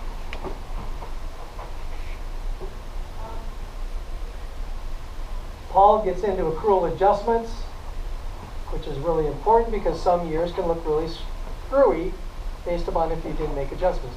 So what an accrual adjustment is, rather than just look at cash,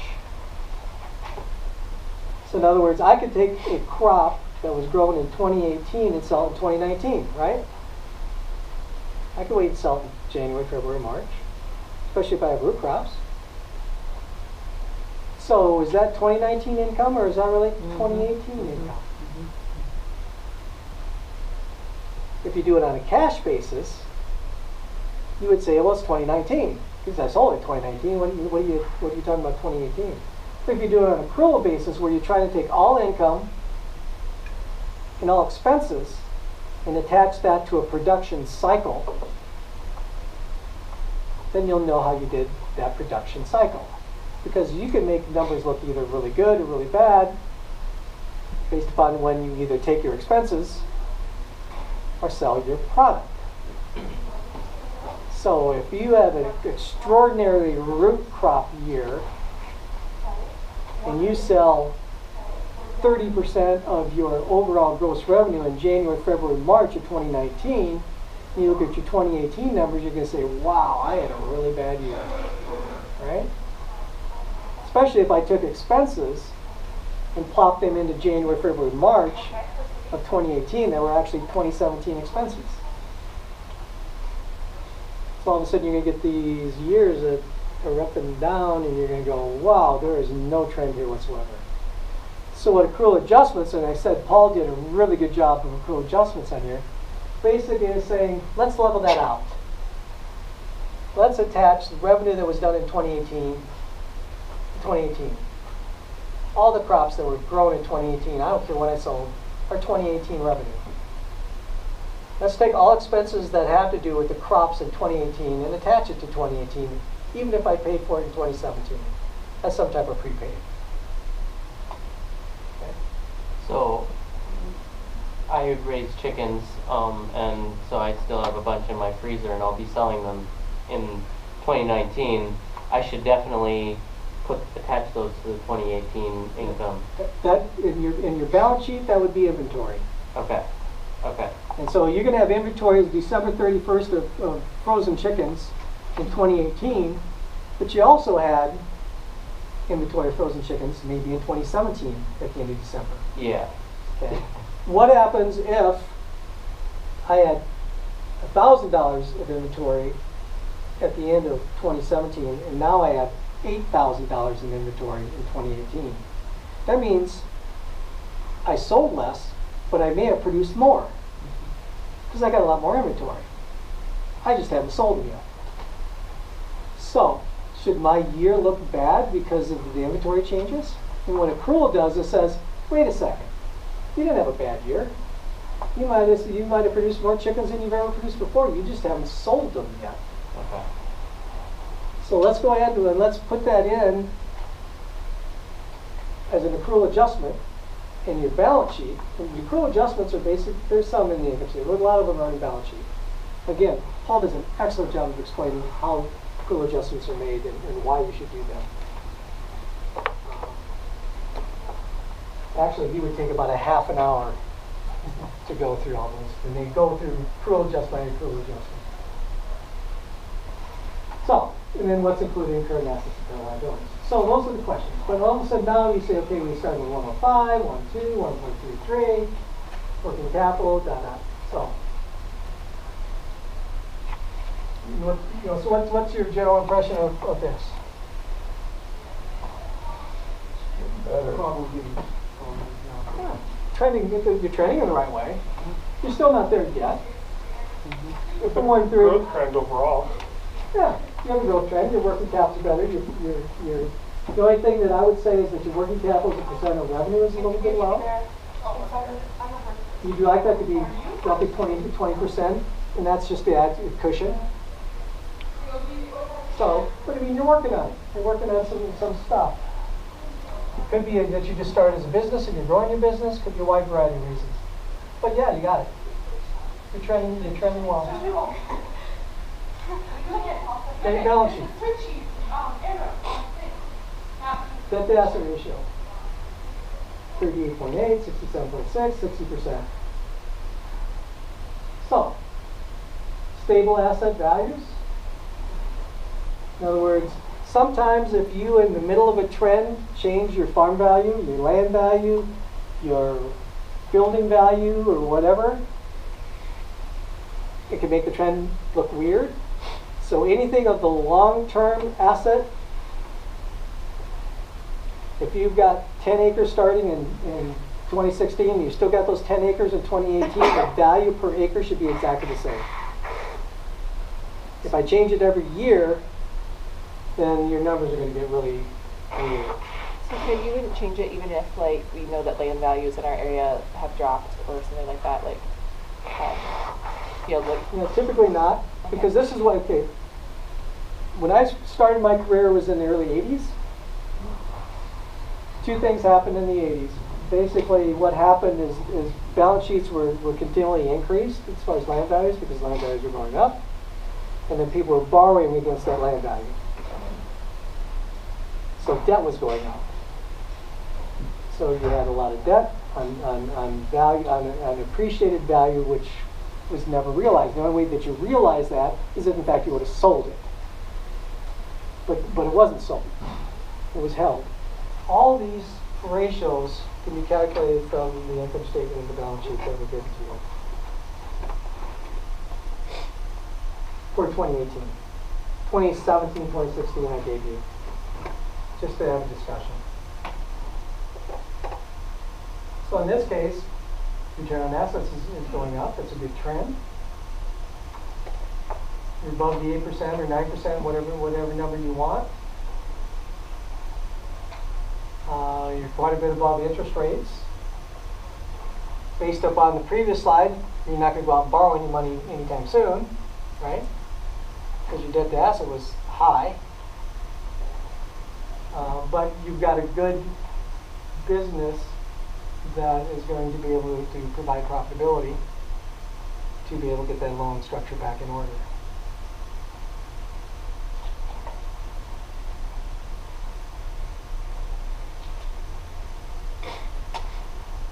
This is financial efficiency. This is looking at your operating expense ratio, your net income ratio, and your asset turnover. I put 60% as an operating expense ratio. I don't know if that's actually possible given the particularly vegetable production.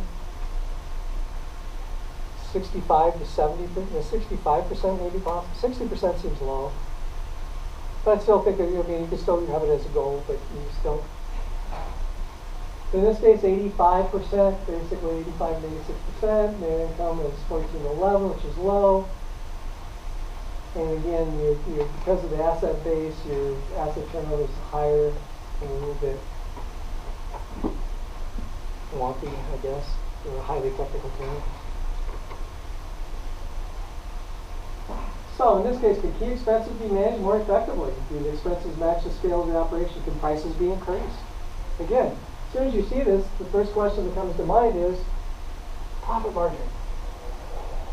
What are my profit margins on these individual key components of my business? And according to net income ratio, not very high.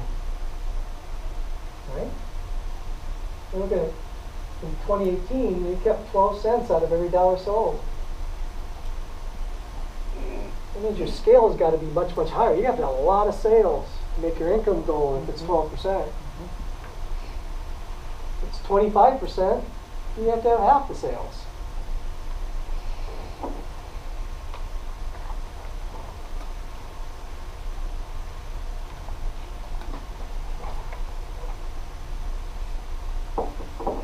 What about you? What do you think about that whole packet? A&B Farms.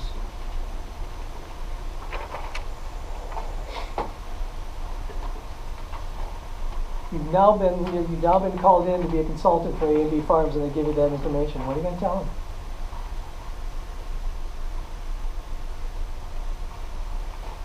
You're trending, but still not. There's some things that they can focus on.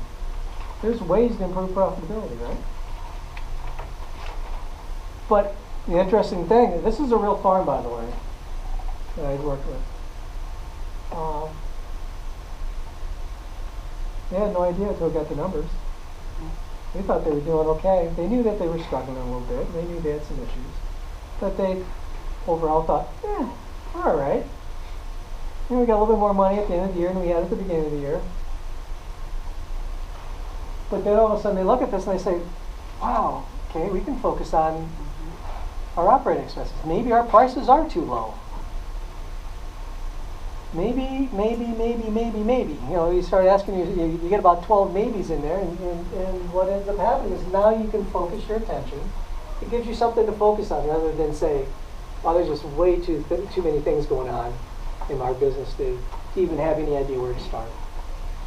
Well, all of a sudden now we're saying, hey, you got a good asset base, and you're providing gross revenue on your assets. Your problem is converting gross revenue to profit or net income. That's your problem. You got that gap right there. So the question is, what can we do to improve that gap? Make sense? Questions, comments, rebuttals? We'll take any of them. Well, just looking at this, it really does look like they just weren't charging enough for what they were carrying. Going through everything and that's what I'm seeing. Yeah. It looks like they were just cutting themselves short. But the question is, does the market in their location bear any increase in price? And that's what we get into a lot of vegetable farms. Yep, and you know what? That's the afternoon. No, seriously, that's what we're going to talk about the afternoon, because we talk about enterprises. What is the customer willingness to pay, and what is the competition going to allow? And that's where we start getting into enterprises and look at product mix. I don't know what the number would be. Over the years, 95% of the people I've worked with have changed the product mix. They may not stop growing something, but they'll grow less of it. Or more of something else. Economies of scale? Well, that and just the way that the profit works. Particularly for those vegetable growers that have a certain number of products that they want to sell, particularly CSAs that have to have 5-day products in that box. If they don't have 5-day products, they don't have a box. And that's, consumers don't want to have an empty box. So the question is, what does that box look like? Right? What does that box look like? That's the question. Can that box look slightly different and you can make more money on it? That's this afternoon's.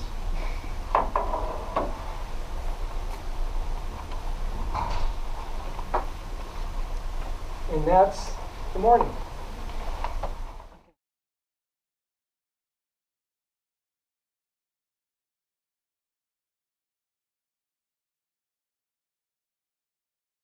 Depreciation. So basically it's kind of a mix between a cash flow statement and an income statement. But at the same time it's neither one. So just because you have everything in Quicken, don't all of a sudden assume that all I have to do is push the button, hit the report, and that is in fact my income statement.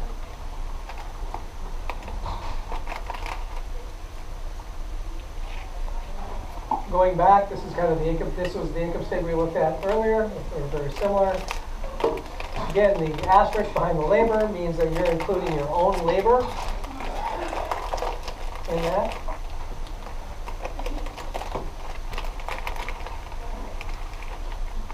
So basically, that's what it, we talked about that this morning. You have a tax book. You have the whole set of things that you're doing for tax purposes, and then you're going to do another set of things, keep another set of statements for management decisions, and that's where this would go into the management decisions set of books, so to speak.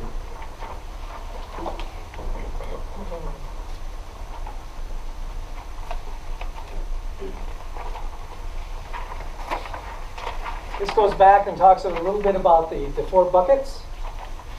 To me, that's the easiest way to remind yourself, okay, I've got $1 coming in, where does it go? Either it goes to operating expenses, it goes to the interest expense, or the depreciation expense, or net income, and it's that 4th bucket that we're really going to focus on this afternoon.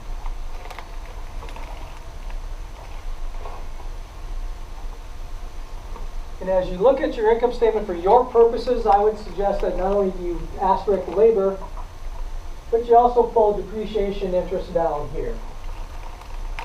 Because depreciation and or interest, while being an operating expense, typically classified as an operating expense, it really should be looked at as either depreciation or interest rather than an operating expense. Okay? Normally you go to a business book, you open up that business book, and they're going to say, well, yeah, depreciation, interest, that's part of your production, part of your operating expenses. But I'm saying if you really want to analyze where things are going and how you're going to proceed and make yourself more profitable, pull those 2 things out.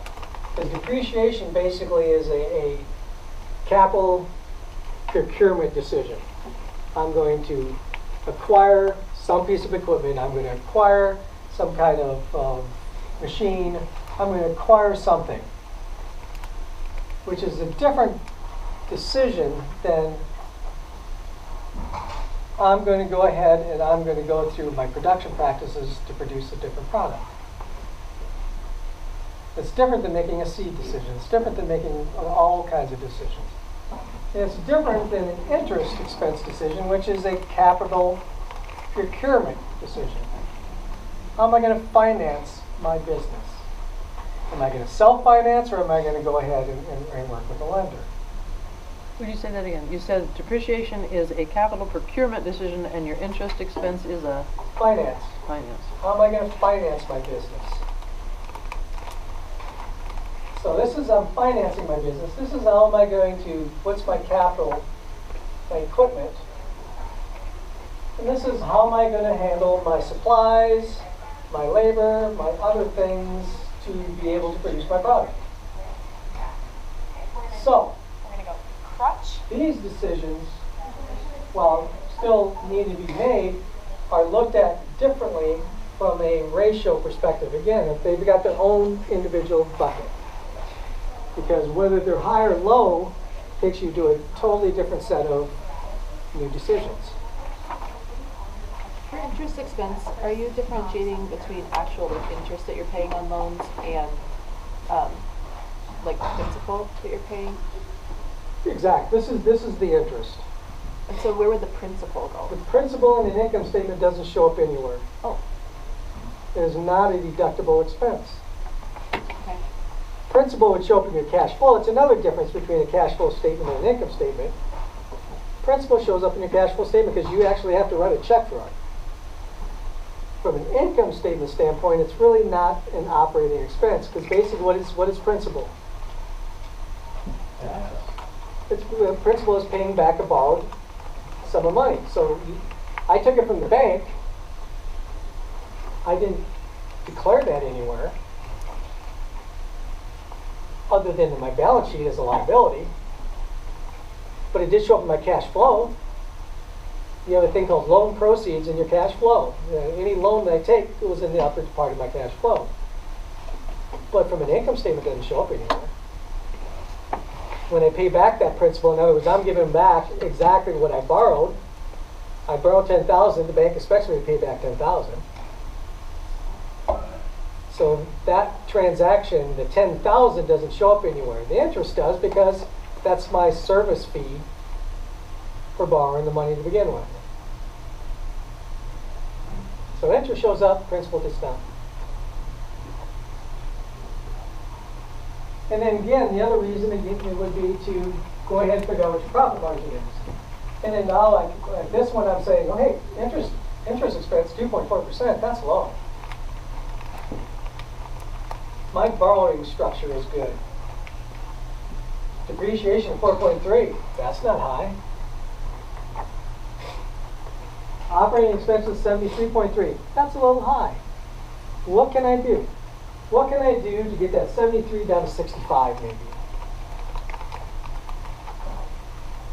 And if I get that to 65, then what happens to my 20%? It goes up to 28.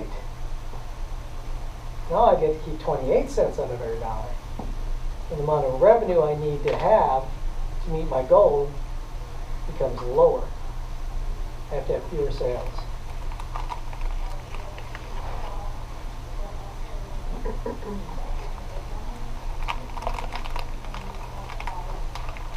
For every dollar sales, that's a 73 or 4 cents, 2 cents, and 20 cents is kept. And we talked about that, and that's the profit margin.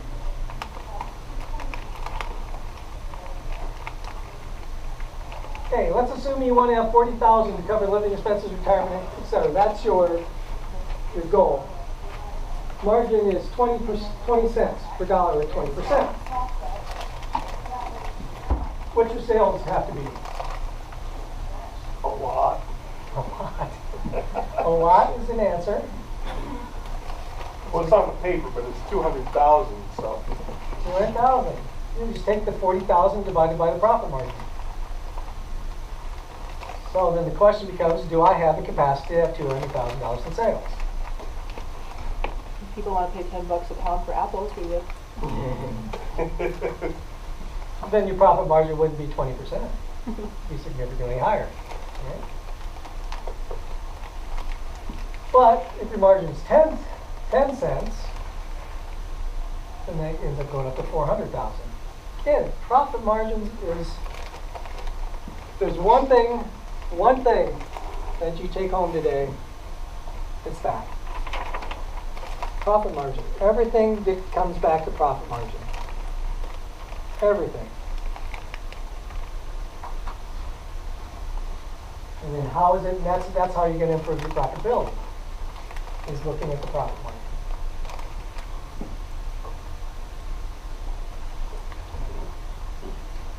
So if your profit margin is 10%, your income goal is 40, do you have the potential? If your total farm sales, instead, let's say you look at your farm and say, man, my total farm sales is $100,000, and how am I going to get to the 40,000? I have to have a 40% margin. And is that realistic? Well, it depends upon the product. Sometimes yes, sometimes no. I've seen profit margins go up to 55, 60%, and I've seen profit margins go down to 10 to 15%.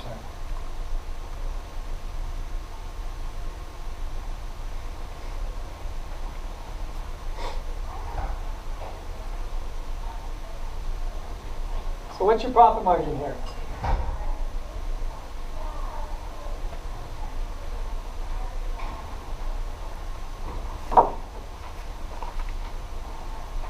What's your total sales? 55. 55,000. What's your total expenses? 42,000. Okay. What's your net income? 13,000. 13,000. Okay. How do you calculate profit margin?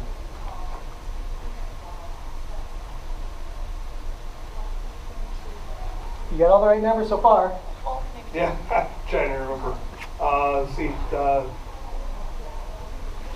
What percentage of your profit? You divide the total expenses against your. The profit. What is your profit as a percentage of your total revenue? That's profit margin. Sales So, minus.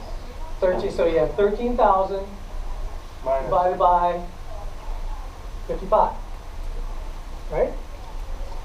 So you calculated your net, which is 13. You calculated your revenue, which is 55.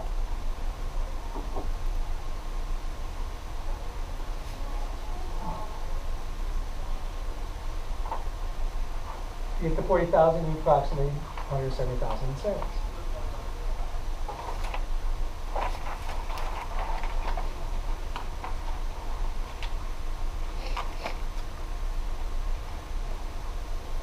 So you're just starting up.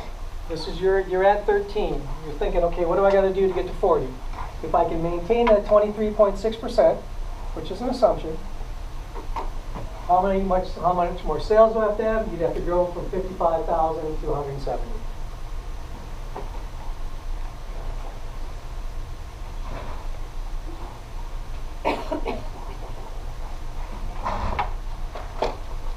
To me, this next section we're going to talk about is the part that really makes the difference in farms that have really, what I would say, have done an amazing job on profitability.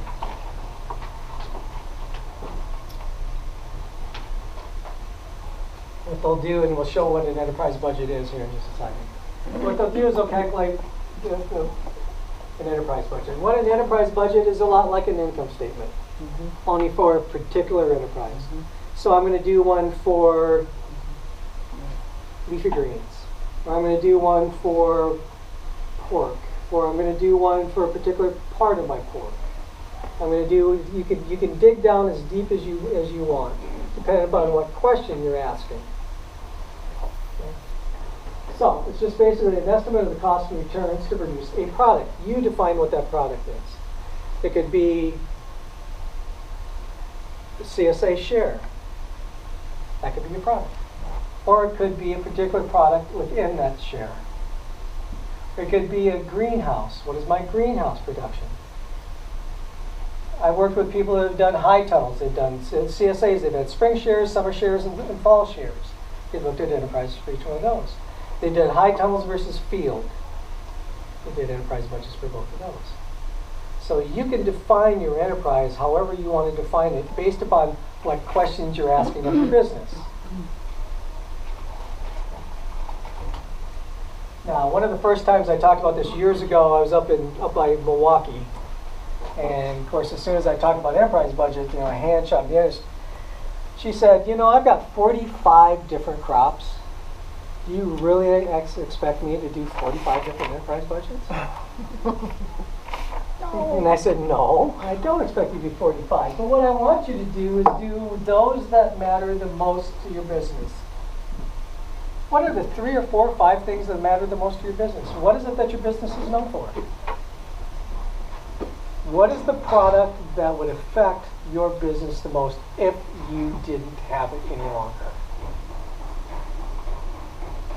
If you don't have that many enterprises, if you only have 2 enterprises, then you do them both. But if you had a lot of them, what is it? What is it that people, if you're at a farmer's market, what is it that everybody's going to go buy everybody else's booth until they get to your booth?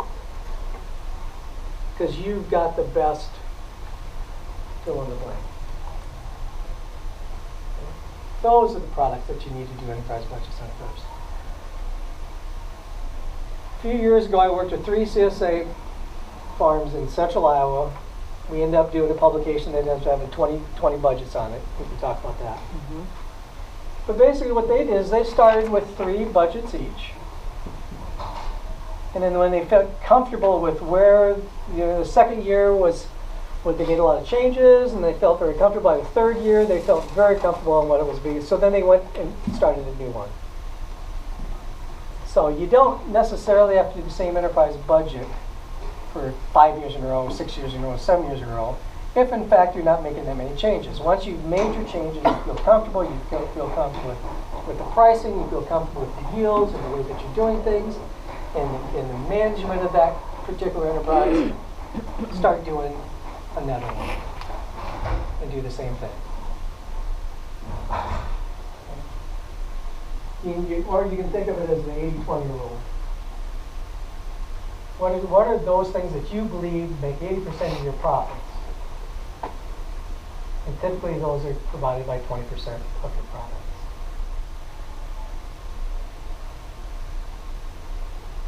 Okay. Let's assume you sell 5,000 chickens for $15 per chicken for a total of $75,000. You also produce vegetables for CSA for a total of $21,000 in revenue. Poultry is approximately 78% of your revenue.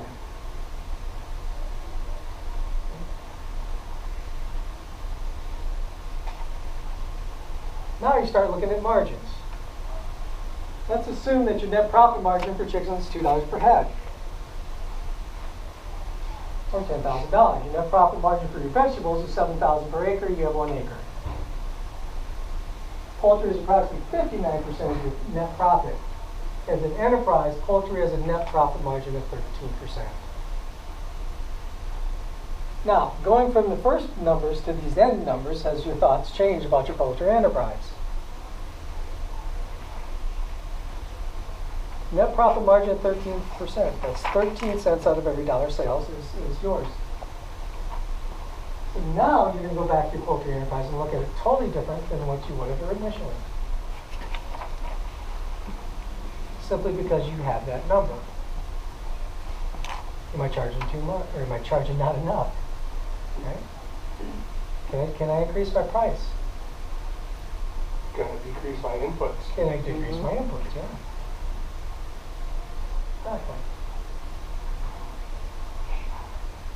Assuming you want to raise pasture poultry and run a small CSA with a goal of 40,000 income, with 2,000 birds, 7,000 acres. You max out at 2 acres. Let's just say. So, how much profit do you need to make from your poultry enterprise? And the 14,000 is a net number from the crops. 26,000. 26,000. How many chickens would you have to sell? 13,000. 13,000 chickens. Now,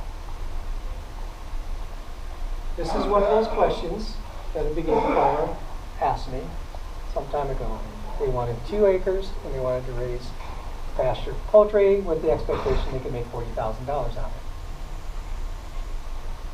This was one of those dream crusher things, right? Basically, it was a reality check. We looked at the scale, we looked at the numbers. Doesn't mean that they couldn't do better than $2, but we had to start somewhere. So the question is, do you as an individual farmer have the capacity to do 30,000 chickens or 13,000 chickens? A lot of grass. That's a lot of chickens.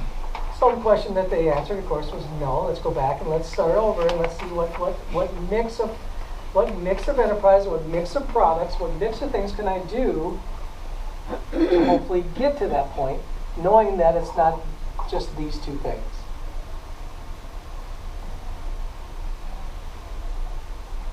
But until you understand profit margins, you'll not understand how to get to your income goal.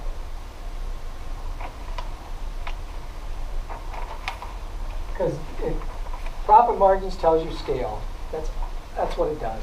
It tells you how big or how many do I have to do to get to where I want to go.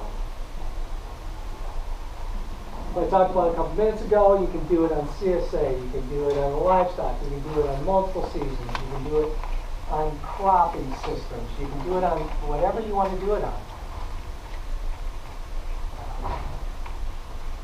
If you have multiple production systems within a livestock system, you can do it on those.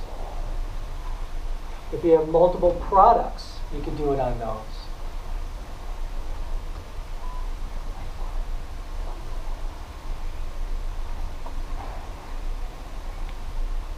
Keep in mind, this is one of those simplified things that I talked about. You'd actually have a lot more count or a lot more rows. Again, if I scrunch stuff up, so it'd be all on one page. These are actual numbers. These came from that 3-year, 3-farmer study that we did. Green beans was one of the crops that they did. Now note that I'm using a 4 by 100 foot bed. That did not mean that everybody had a 4 by 100 foot bed. What that meant is that you standardized. So if there was 4 by 250 feet or 4 by 50 feet, we either took some off or scrunched them up or pushed them up to make sure that we were standardized so that every product, every crop we looked at was 4 by 100 foot.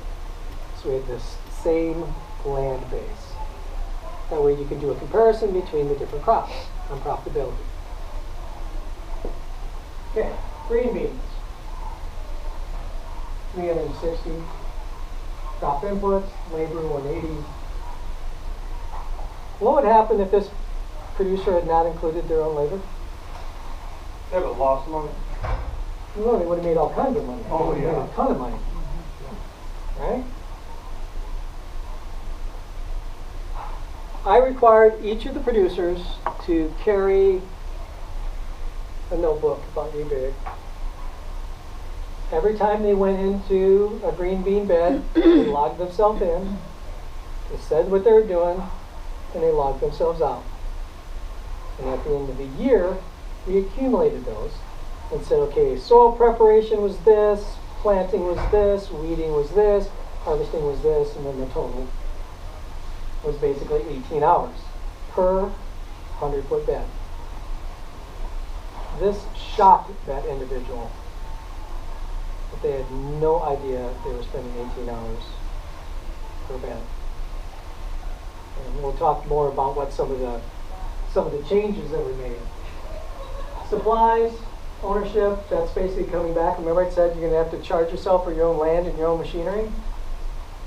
And they had a drip irrigation system they replaced every 3 years. We calculated all that cost out.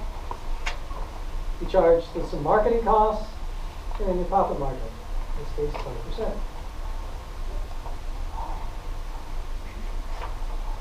Everybody kind of follow the idea of what we're doing here? So they were giving themselves $10 an hour in labor. That's what they chose. The three of them said, I said, what do you want to charge?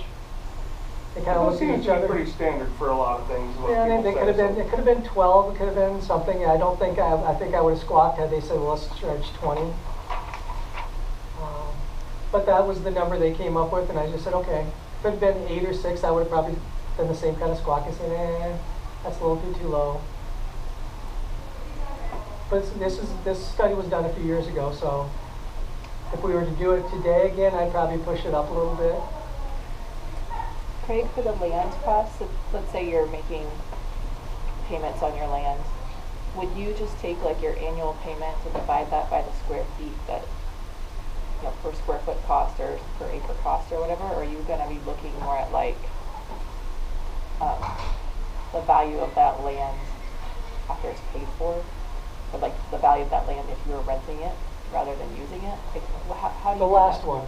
What we did, because there were 3 different locations and 3 different depth structures on the land, rather than have this be 3 different numbers, we said, what would the cash rent equivalent be for your land? And we had it be consistent for the 3 locations. Now, the geographic radius was probably 40 miles between the 3. Or diameter, I should say. So I mean, they're in a fairly limited region as far as that. But yeah, I had them agree. Okay, what do you want to charge for cash rent? So What is do that you- what you suggest that we would do if we were doing an enterprise budget? We would figure what it would cost, or what we would get if we were to rent this to someone rather Yep. than use it ourselves. Yep. And so basically that's a cash rent equivalent divided by an agreed upon number of beds per acre. And I think that number, it's been a few years, but I think that number was 70, I want to say. So what they agreed upon, What was 70? 70 beds per acre. So they had I might be wrong, but I think that was the number. So they agreed upon a rental. Let's say the rental was $210 a year. And you got 70 beds, so each bed basically got charged $3 for rent. Okay. Machinery, they had certain amount of machinery and equipment. They all agreed that they could do it on the same kind of set. We assumed that would have to be replaced every so often, and so we did the same thing. We took that cost, divided by a year, divided it by bed, and charged that per bed. So it's an allocation. So on those types of things, you're gonna have to allocate. Along with that publication, the publication, by the way, is on Agricultural Decision Maker, AGDM. Number is A117, but in that publication, it would list how is it that we took the ownership cost and divided it up. And that way, green beans got charged the same thing as, greens versus any of the other enterprises. The only difference would be like on a particular enterprise if in fact they used a specialized piece of equipment. It was only used for that enterprise, and then that enterprise had to pay for that. Other than that, you'll notice that the ownership cost was pretty much $11 per bed for all of them.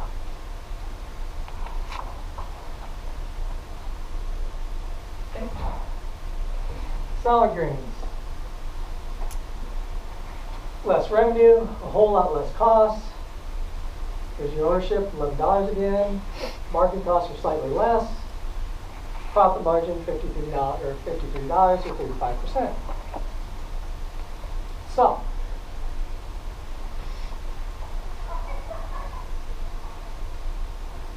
while the profit margin per bed is less, the profit margin as a percent is higher. So these numbers taken are literal numbers for an entire season. Mm-hmm. Does that include, for like the salad greens, does that include recropping? That would include everything that came off, that would include every bit of salad green that they produced and sold. Not just what they produced, but produced and sold. Okay. As Well, far as the revenue. The cost would be everything that they produced and whether they sold it or not. Right.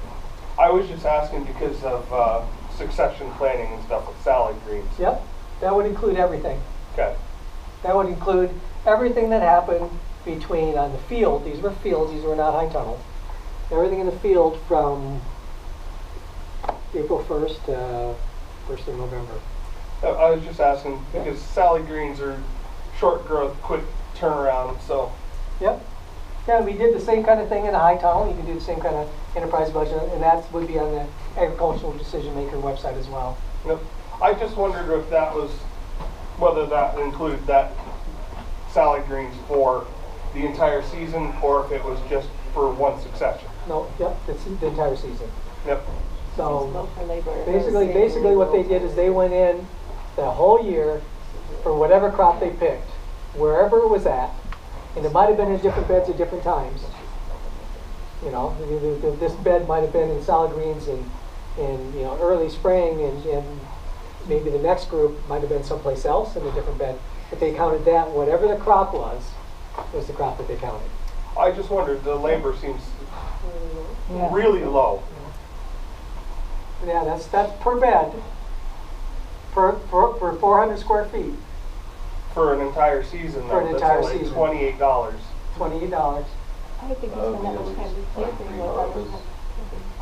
It's here, Yeah, take you 3 minutes. Because these were their numbers that they Right. logged. Yeah, and it could be that you're going to do it and you're going to say, well, that's low. That should be $42. And then, so what you're going to do is you're going to take this and then you're going to adjust it to match your system. Because Right. maybe they didn't pull 4 different crops out of it. Yeah. You know, maybe they did 2. I don't remember what the system was. They might have stopped doing it after the second one and not done it again until fall. I don't know.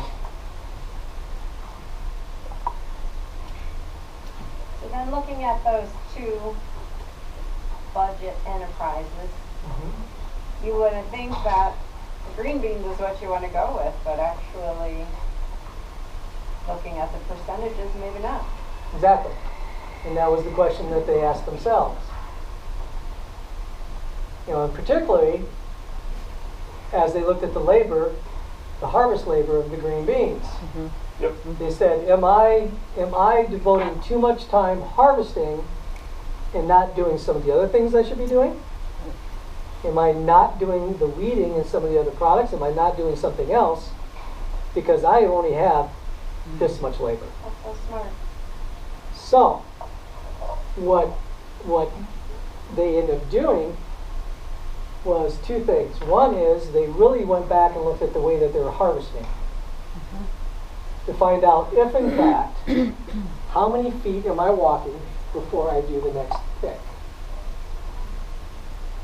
Early in the season, you're you're there, right? That's right. Decide if you're gonna abandon that Later, bed. later, Right. you're doing this, right? Mm-hmm. And later on, you're walking 10 to 15 feet, maybe 20 feet to get the next 6 pods. So the question became, how much did it cost you to get those last pods, and how much money did you make on those last pods? And the answer is, I lost money picking those last pods, but it really bothered me when they were out there. Right? So basically that's what they came up with. They said, okay, I'm going to change the way that I harvest. I'm not going to go every other day or whatever, I can't remember exactly, to a longer period. I'm going to wait, and so I don't have uniformity quite. You know, I'm going to have some that are going to be bigger than others. But that's okay. Unless you're going for wholesale. Well, most of this was going into a CSA box. Mm-hmm. Okay. You're right. Some uniformity does better. But then the question is, am I gaining $10 in sales at a $20 cost? And that was the question. The other question was, quite honestly, do I need to supply as many beans as I'm supplying per box? And that was the question that went back to their customers. They found out, lo and behold, that not all the customers are eating all the beans. They Did were they do giving a to survey? friends, they were doing what? Did they do a survey of their customers? Yeah. Oh, they did, to get a little more info. Because they went back and said, okay, I know what I gave them, because I know I kept track of my box. I know what weeks I gave them and how much per box I gave them. So they went back to the customer and says, did you eat all the beans? Did you enjoy all the beans? And it was, I enjoyed all the beans week 1. I enjoyed half the beans week 2. And by the time week 3 was, we were giving them away. So the question was, did I really need? So that was another thing. So now what they could do is they could devote some of their acreage, some of their land, to a different crop. Cut down their labor and increase their margin because they could do another product that had a higher margin than 20%. All these decisions, all these changes in decisions occurred because they had these numbers. Before that, they didn't know. Did their experience with these enterprise budgets get them to the point where they had a little more intuitive? You know, people who talk about holistic resource management, they really go through all those different testing questions, and after a while they just kind of have an intuitive approach to that. Yeah, Did you see that? I think particularly after about the second year, Yeah. because after the first year, they made a ton of changes. Every one of them made changes. And so after the second year, they could see what happened to the changes that they made and how it related to what they did, and they did improve profitability. And then by the time they got to the third year, they felt very comfortable with their system. So I know that if I do this, this is going to happen. And then when they started doing subsequent products, they really honed in the key expenses. They really didn't look at the seed and the fertilizer and how much land prep and some of that stuff.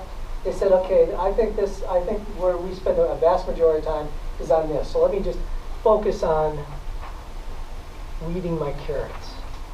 Because that seems to be the part in my business I'm not doing a good job. I'm having weed management issues. So I'm going to focus on that instead of the whole picture of it.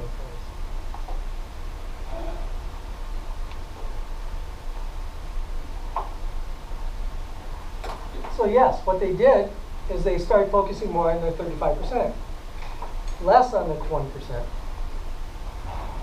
but they didn't get completely out of it. They just said, let's do a shift. After conferring with their customers, and found out that their customers really didn't care anyway. So.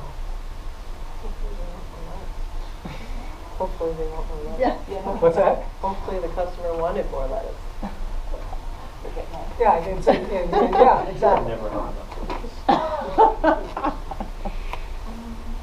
All right.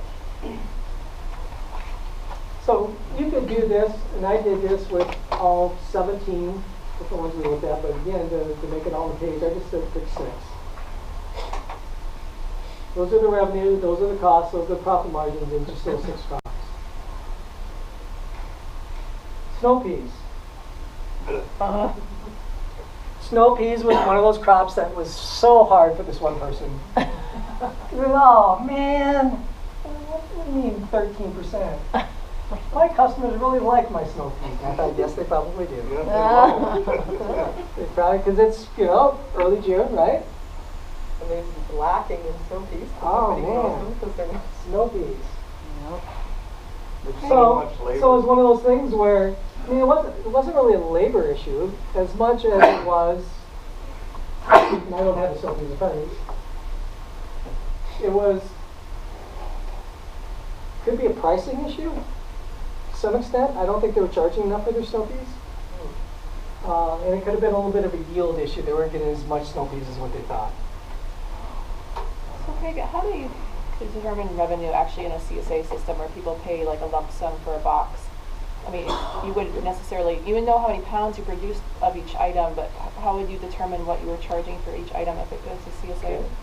Basically what you have to do, what I force people to do, was say, okay, what's your CSA cost for your total CSA? Let's say it was $350. Okay, what were the ingredients that went in? They had a complete list of every pounds. I made them price everything to make $350. Okay. Did they just base that off of like farmers market prices? They worked with the farmer's market price. Most of them had sales beyond the farmer's market. Some of them were direct, some of them were not direct. I had to make sure that they were consistent in their approach. But basically, and then the three of them would go ahead and talk and say, where'd you come up with that price? It was really interesting watching the dynamics. But yeah, they had to come up with agreed upon prices. They had to have the same share box price.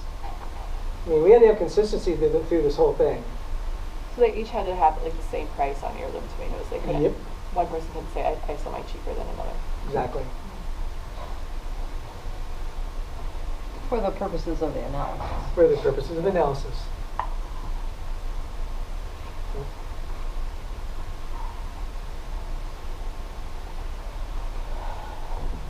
So anyway, you can see the margins.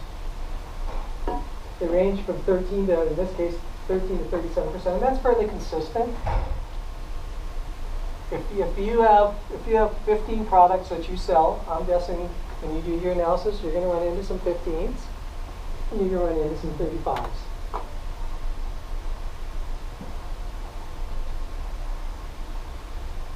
And then the question is, if my overall goal is 25, what do I do? What do I do with the 15s? What do I do with the 35s? What changes do I make? Do I look at the 15s and kind of product mix myself out of them a little bit? Do I look at the price? Do I look at production changes? One of them was interesting because it had to do with carrots. 2 rows in a 4-foot bed. What they did, they had a third row right smack down the middle. Did it increase prices? A little bit. A little bit of seed, a little bit of this, and put down some of the weed manure. Raised yield significantly. Only 3 rows of carrots in a 4-row bed? Yeah.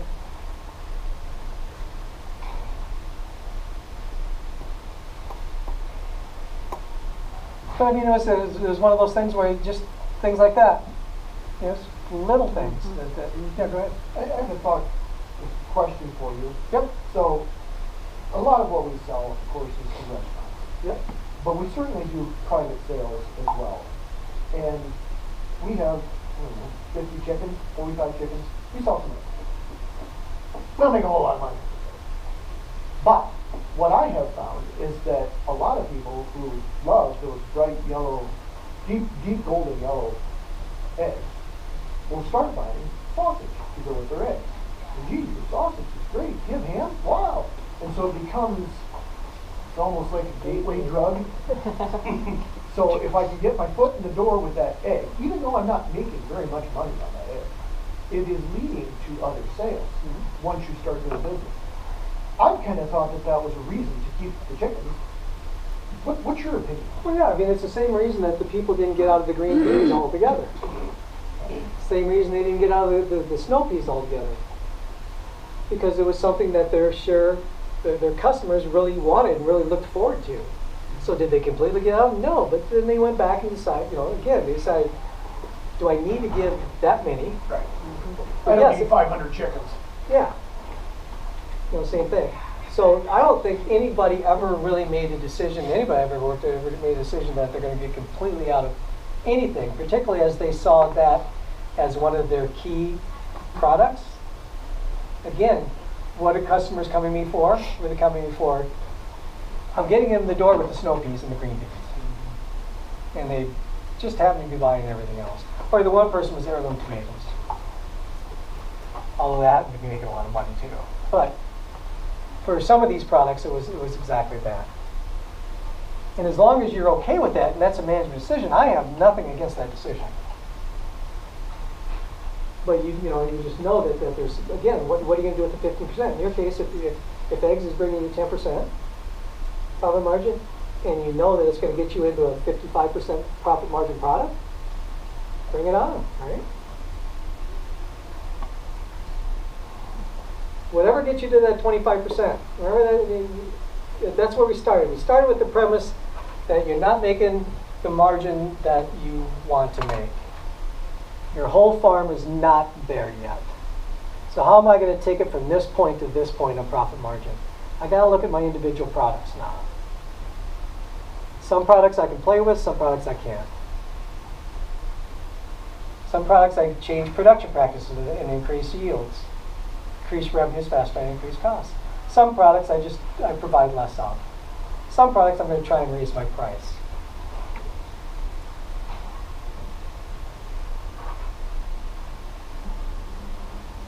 No, you're thinking exactly the way you should be thinking. Going back, you can increase your profit margin, or you can go ahead and keep my margin the same and just produce more of the product.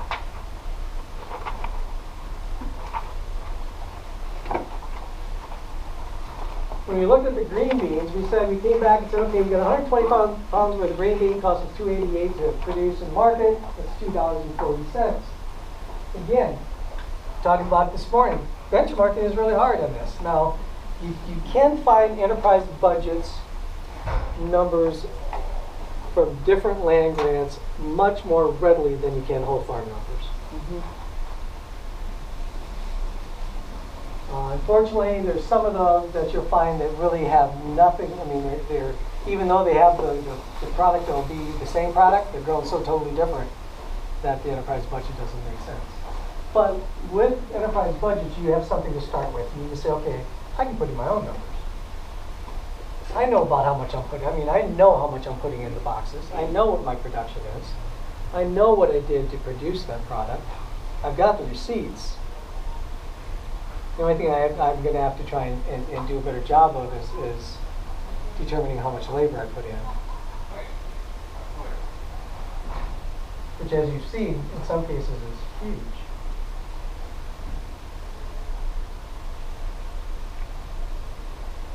%82% of the green bean production costs for labor. And most of those weeding and harvesting. The vast majority was harvesting, even though we talked about that. Can labor be lowered without reducing yields? Or can labor be reduced faster than what reducing yields? Again, going back to the idea where I'm not going to pick all my crop. So am I reducing yields of my total crop? Yes, I am. But I'm reducing costs faster than I'm reducing revenues. Some of the parts in your budget, crop inputs, for instance, such a small percentage. Don't sweat the small stuff, is what you hear all the time. A 10% reduction in a cost item that's only 10% of your budget will save you 1%. 10% reduction in something that's 82% of your budget.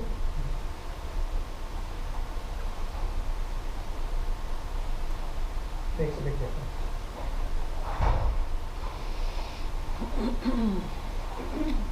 Pricing. Most difficult thing for non-commodity crops is pricing.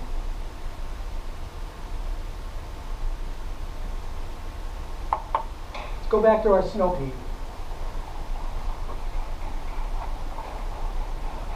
if snow peas cost $3.06 per pound to produce and market, we did an enterprise budget, that's what it was. What price should we get using 25% profit margin? 408. Did you get that in your head? No. Oh, I was gonna say, wow! Yeah, I got to the $4 mark, I was working out the change. I should have taken credit on that. 408. Exactly. So, going to your comment earlier this morning. Are consumers willing to pay me 408? Will the competition allow me to get 408? I can't answer that. You can.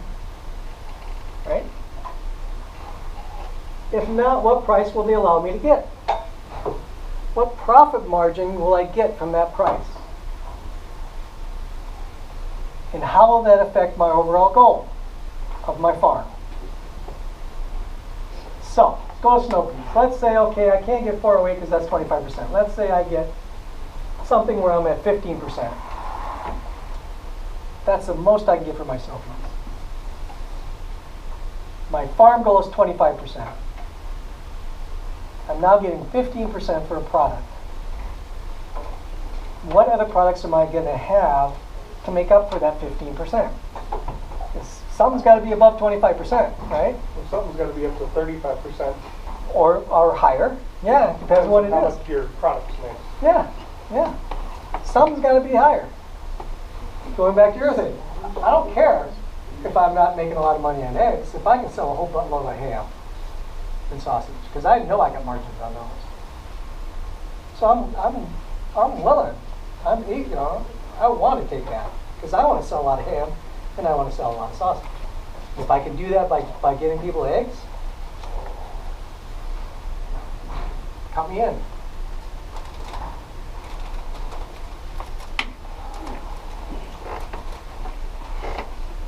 So this is just basically saying, if I'm not getting my 25%, what's my plan? What's my plan to get my farm up to that 25%?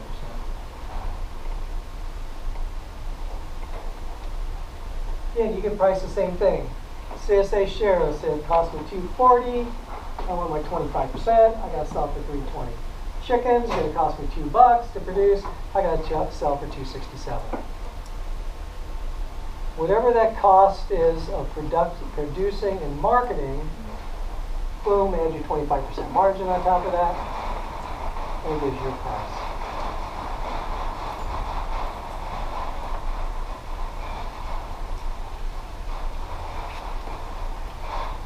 Again, coming up with that, you've got your desired return, you know it's 25% in this case. Yours might be 20. I'm just using 25% consistently because it's just a number that I use. You compare that to customers' willingness and competition.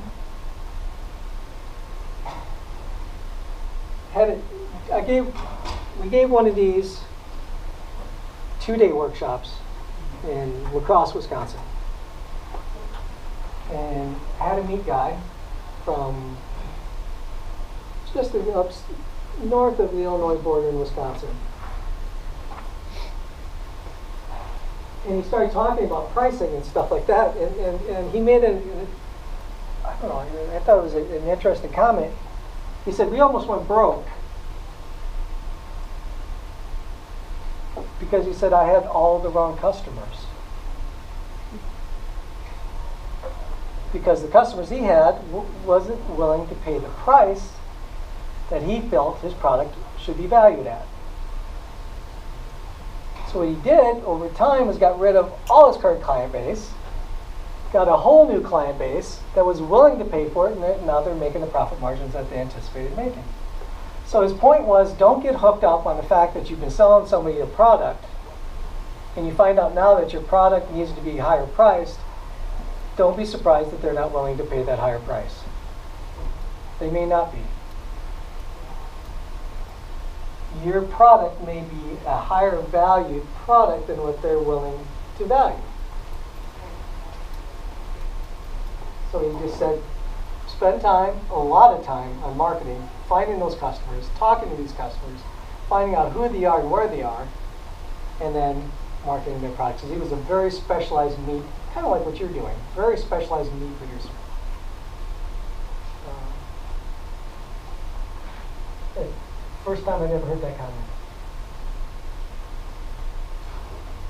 Marketing, let's just talk about marketing. Marketing outlets matter. Margins on marketing outlets matter. Pricing within a marketing outlet matters. Okay? So let's just take farmers market. Let's say that you're going to 2 farmers markets a week for 20 weeks. Got 2 people, you see the stuff. And let's just look at tomatoes. Let's just simplify it a little bit. So we're going to look at tomatoes. We're taking, and over that 20-week period, we took 800 pounds of tomatoes to market, and 95% or so.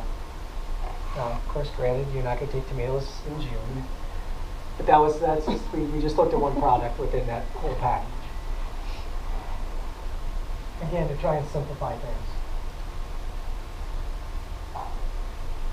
You had your vehicle expenses, your labor, your supplies, your total marketing for the season, and then what? Then at that point, we knew that it cost $7,760 for those people to participate in those 2 markets.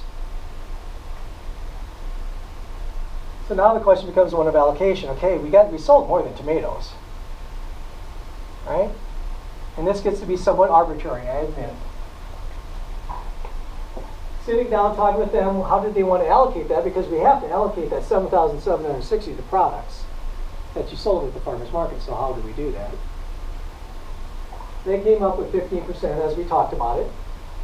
I said, well, let's take 15% of our total marketing cost and allocate that to tomatoes divided by the amount of tomatoes that were sold, ends up being $1.53. Only cost them 38 cents a pound to produce it. It cost them $1.53 to market it. So my point is that when you look at a product,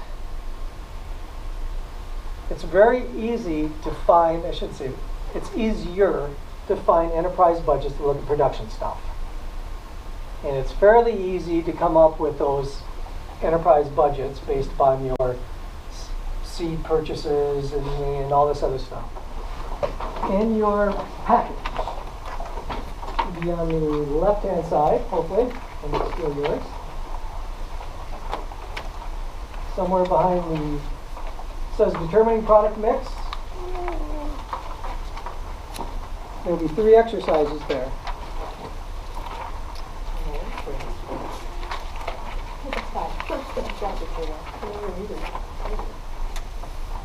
Determining product mix, looking at marketing outlet, and pricing. Well, we take about 10 minutes to kind of go through those. Okay, for the first exercise, what are some of your thoughts?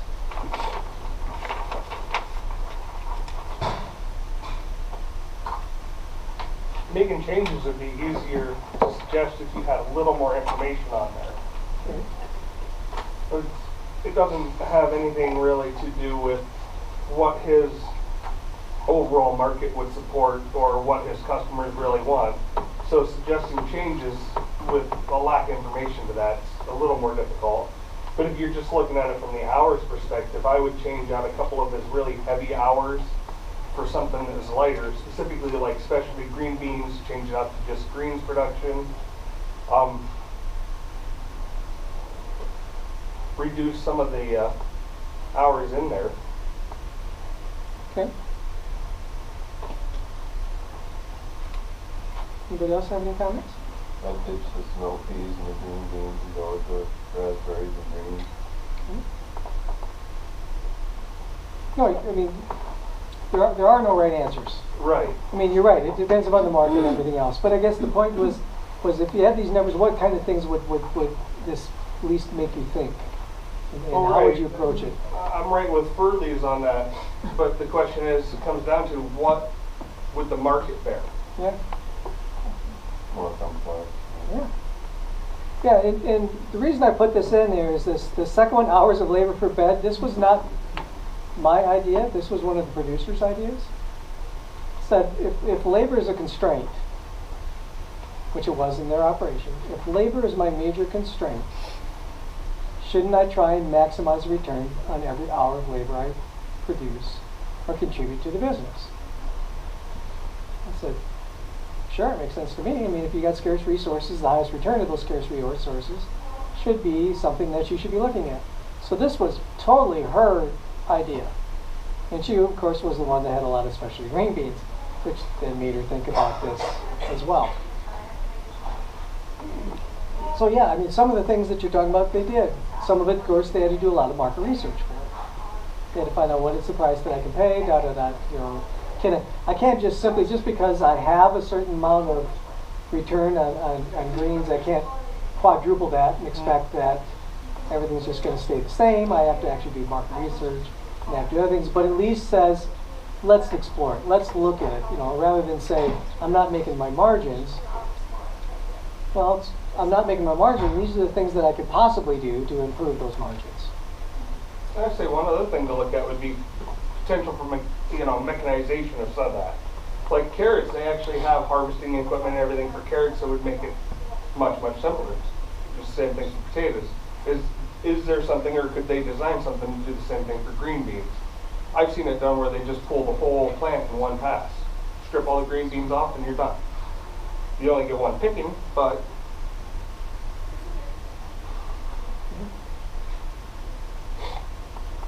excellent discussion. Again, that's, I mean, the whole idea was there's no right answers to the first exercise. It's just, these are your numbers, what do you think? Okay. Exercise 2. What is Jessica's cost for marketing per pound for tomatoes? I came up with $1.50. Yep.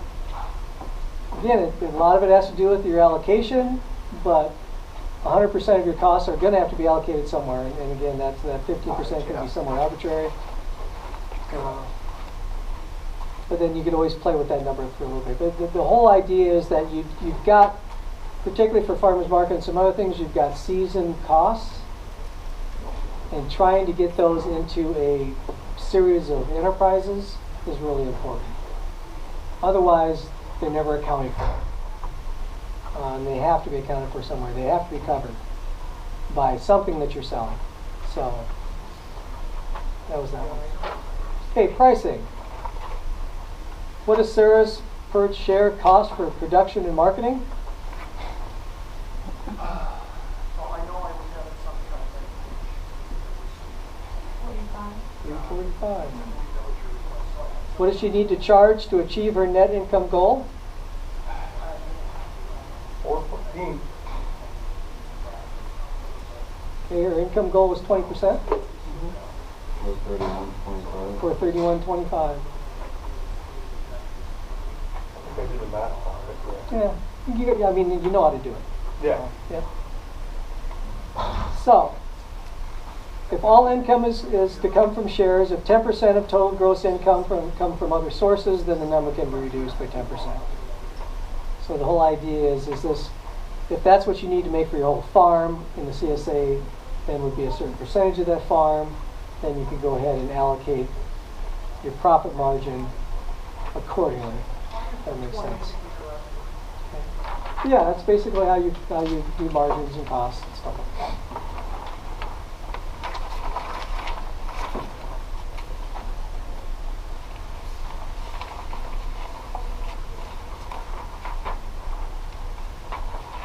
This is a discussion that I've had with a number of producers over a lot of years. Because what invariably happens is you calculate a series of enterprise budgets. Some of them are going to be over your goal and some are going to be under your goal. It's going to happen. I mean, if you got, not all of them are going to be magically at your average, right? They got 431 by going for 25%, not 20%. Yeah, I was wondering, I remember. Oh, did I do 25? You did. All So right. Burley's, the Well- actual question is 20%. I went back and checked them, like, Oh, Yeah, okay. I Well, did then- get four, then- four, I'm like, I have 414. Then in my mind, I went to 25% and put 20 on the exercise, so I am incorrect and you're correct. And I got you guys thinking so much about 25% it just became ingrained, right? All right. Again, let's say you do this for a number of your enterprises. Some are going to be over your goal, some are going to be under. Questions: were you consistent how you accounted for revenue and expense items? And then the other thing is what happens in this case. You do 4 enterprises. You look at the first 4 enterprises of your business. And in this case, they're all above your farm. In other words, your farm goal is 25%, your 4 signature crops are 35%. What's your next step? Something's dragging you down, right? Question is, what's dragging you down? And if it's not a signature crop, what can you do about it? If it's not something that really pertains to your business, is not really important to your business, what do you do? And how do you find it? And how do you stop it? Right? So what this is getting at is, are your non-signature products heavily capital or labor intensive? Going back to that example I gave you earlier, a person went ahead, they had livestock. They didn't, and they also decided for a small acreage of small grains, a small acreage of forage, they had the complete line of all the equipment.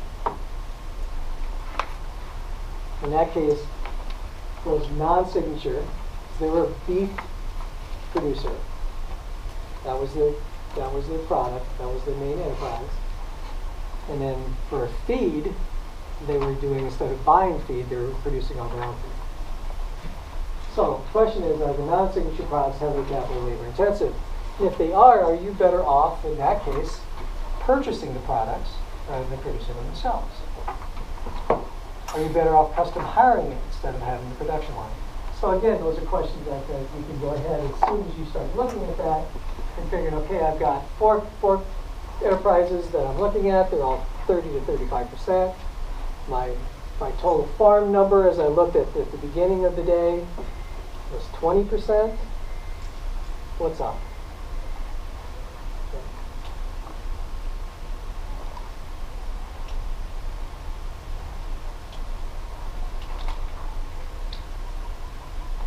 A beginning farm is going to have a totally different structure than an established farm.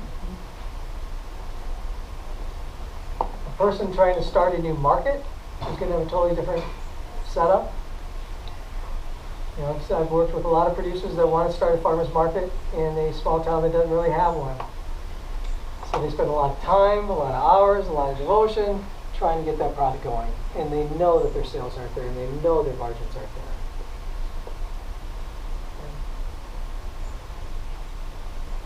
Are you at the right scale of production? Again, do you have a lot of machinery expense for a non-profitable enterprise? If nothing else, as you look at your enterprise budgets and you look at your whole farm margins and your enterprise margins, there should be lots of questions that can be raised. Once again, improving profitability, one of 2 ways. And enterprise budgets can be used to determine profit margins. To me, the most powerful tool in your toolbox, financially, is enterprise budgets. Income statements and balance sheets are going to be something that your lender is going to require. And they do tell you certain things at the 30,000 foot level. But rarely can you make a specific production change, product change, or pricing change based on that 30,000 foot level. Once you get to the enterprise level, now all of a sudden I can see what's going on in my green beans. Yeah, I can see what's going on in my chickens. The 30,000 foot level is really handy for letting you know if you got something wrong. Yes. But But you don't know what to change. I know I need to change something. My operating expenses are 83%. I know I need to change something there. For what crop? You know, what's my issue? I don't know what my issue is. I just know that I have one.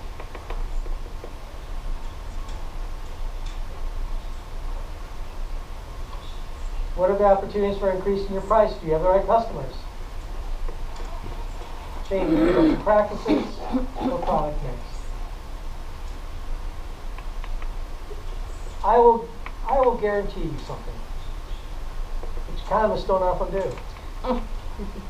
That if you do a set of enterprise budgets on your farm, I guarantee you'll make some changes. You'll change production, you'll change product mix, you'll maybe produce a little bit less of this and a little bit more of that. You might find a way that maybe I'm going to change my labor on my harvest. Maybe I'm going to do something quite different. Maybe I'm going to try and raise my price on this product. Something will change. I don't know exactly what the change is. It depends upon your situation. But of all the years I've done these, and I've gone back and talked to people after I've worked with them on enterprise budgets, or they've done enterprise budgets, every single one of them has made some changes. Questions you have on enterprise budgets? When you worked with those 3 individuals, Yep.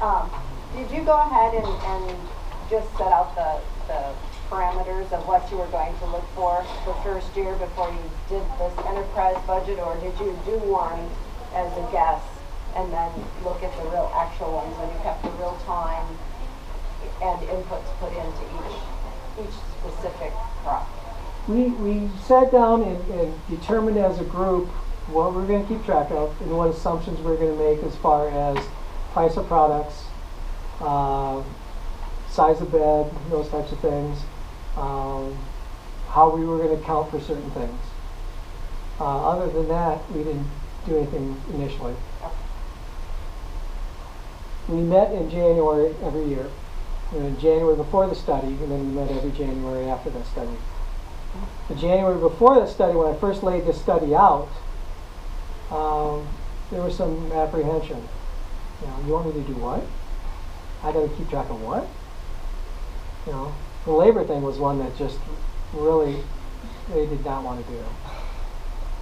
So, like everyone in this room, if they wanted to go ahead and do that, we'd probably be at that point right there. Yeah.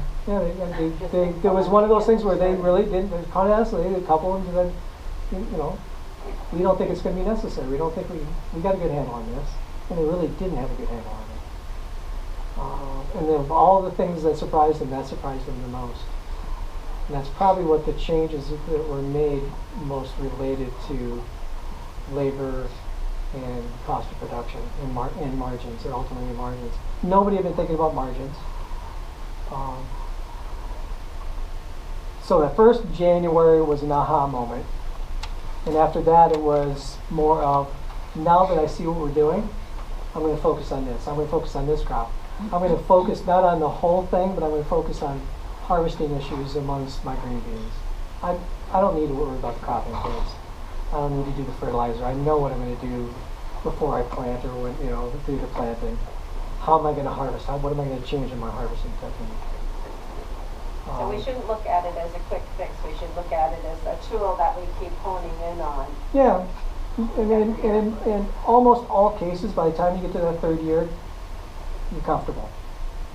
I'm comfortable with my system. I've made some changes that I want to make. I'm good. Now, I want to go look at my sweet potatoes.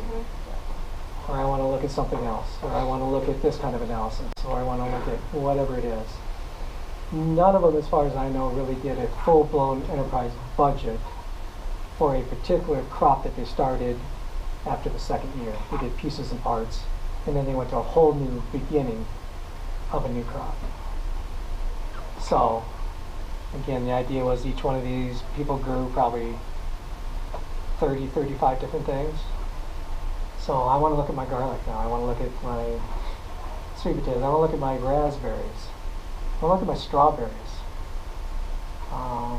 And they just really just started expanding. That's how we ended up with 17 products over a number of years. Simply because they weren't satisfied with the first 3.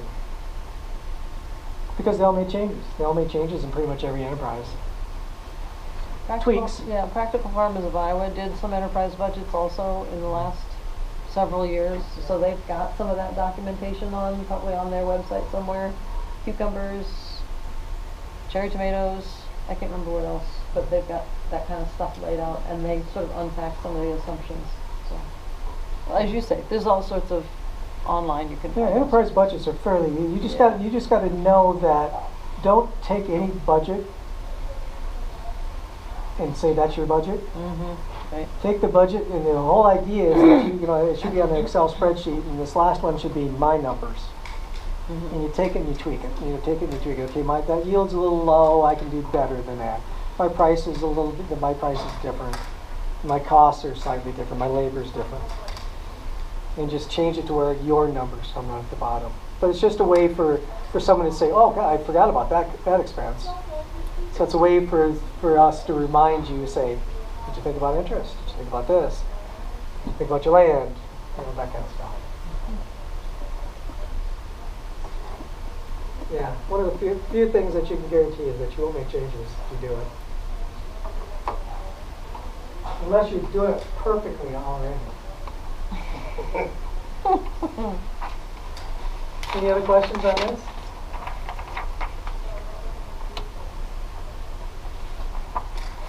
I would strongly encourage you to start with a couple of them.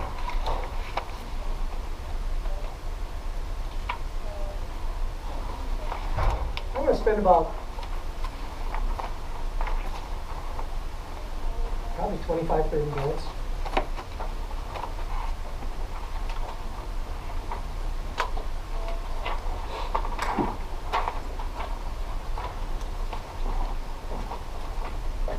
Partial budgets is another, I would say, accrual tool.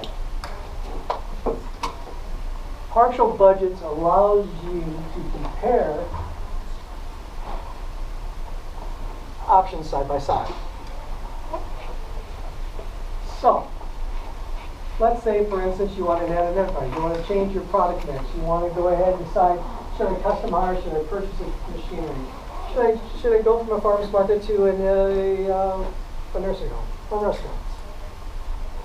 Should I purchase transplants or should I grow from seed? Should I harvest potatoes by hand or by machine? All these A or B type of questions can be analyzed by this tool.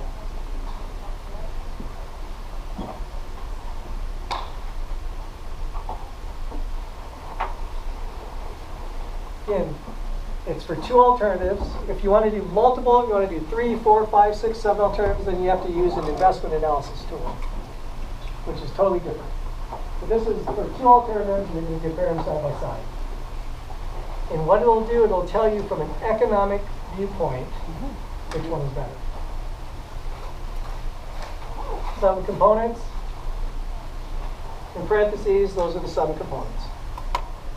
So basically, you're going to either increase revenue, decrease costs, decrease revenue, increase costs, total positive, total negative, and net change. Okay. So let's say, for instance, we go back to our producers and say, I want to change from a product mix, I want to change from green beans to salad greens. We're saying, I think I want to do that.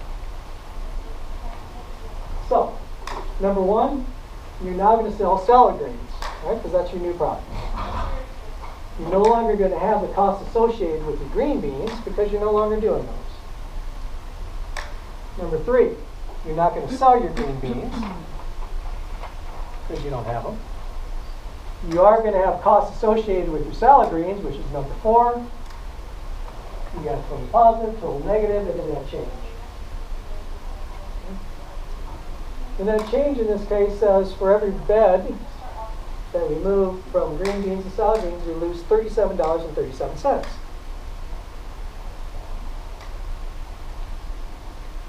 So from a purely economic standpoint, you'd say, do I really want to do that?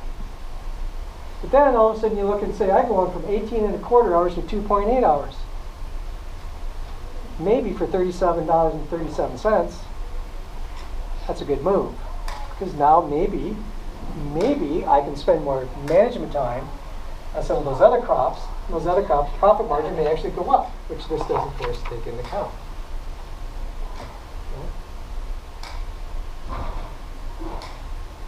So again, it just looks at purely comparison of two things. It'll let you know about what you're giving up or gaining to make that change. Any questions on this one?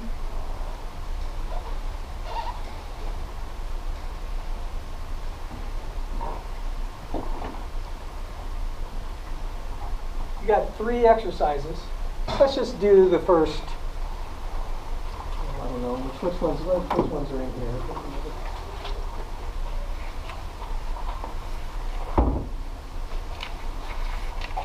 We have, okay, special reading, we already did that one. So forget about that. Let's go do our machinery investment, number 2, and number 3. So why don't we take a few minutes and go through these. Put the first one up, even though this is one that you didn't do. Basically, the first one was an individual that was looking at changing from a farmer's market to an institutional market. They calculated the sales that they could make to the institutional market was $3,600. They figured out that they reduced their total cost from the farmer's market of $1,600. They lost their sales, or they reduced the sales from the farmer's market, $4,500, and they increased the cost associated with the institutional market at $1,000. Total positive, total negative, net change $300. So what their conclusion was that if we move from this particular farmer's market that we're associated with into this institutional market which they were trying to gain and get into, they figured over a season it would cost them $300. This is where I want to say that a couple things. One is, again, this is looking at pure economics, right? It was going to cost that individual $300 for the season. This was a 20-week season.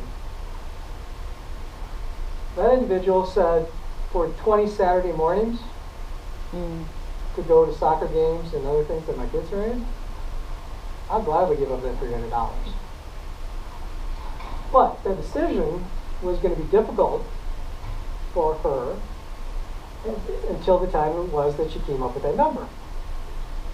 She thought, I gotta stay with farmers market, I gotta stay with farmers market, and then what am I going to do? How am I going to do in this institutional market, which delivery was not on a Saturday? And so that was the decision that they made. So it wasn't a purely economic, but the economics helped drive that decision. Okay. $15 a week. And what's $15 a week? Or 6 o'clock in the morning till 2 o'clock in the afternoon on a Saturday for 20 Saturdays in a row.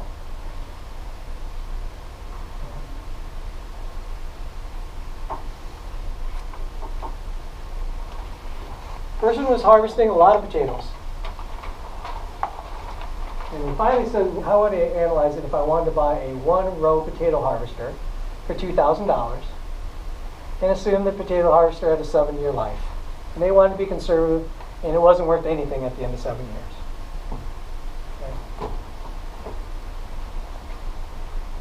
Because they weren't selling any more, any less potatoes, they said, well, we really don't have an increase in revenue or decrease in revenue. We're selling the same amount of potatoes, we're just going to harvest them differently. So what they did is they wanted to focus on the harvesting part. So they're going to decrease their cost of hand harvesting by 100 hours.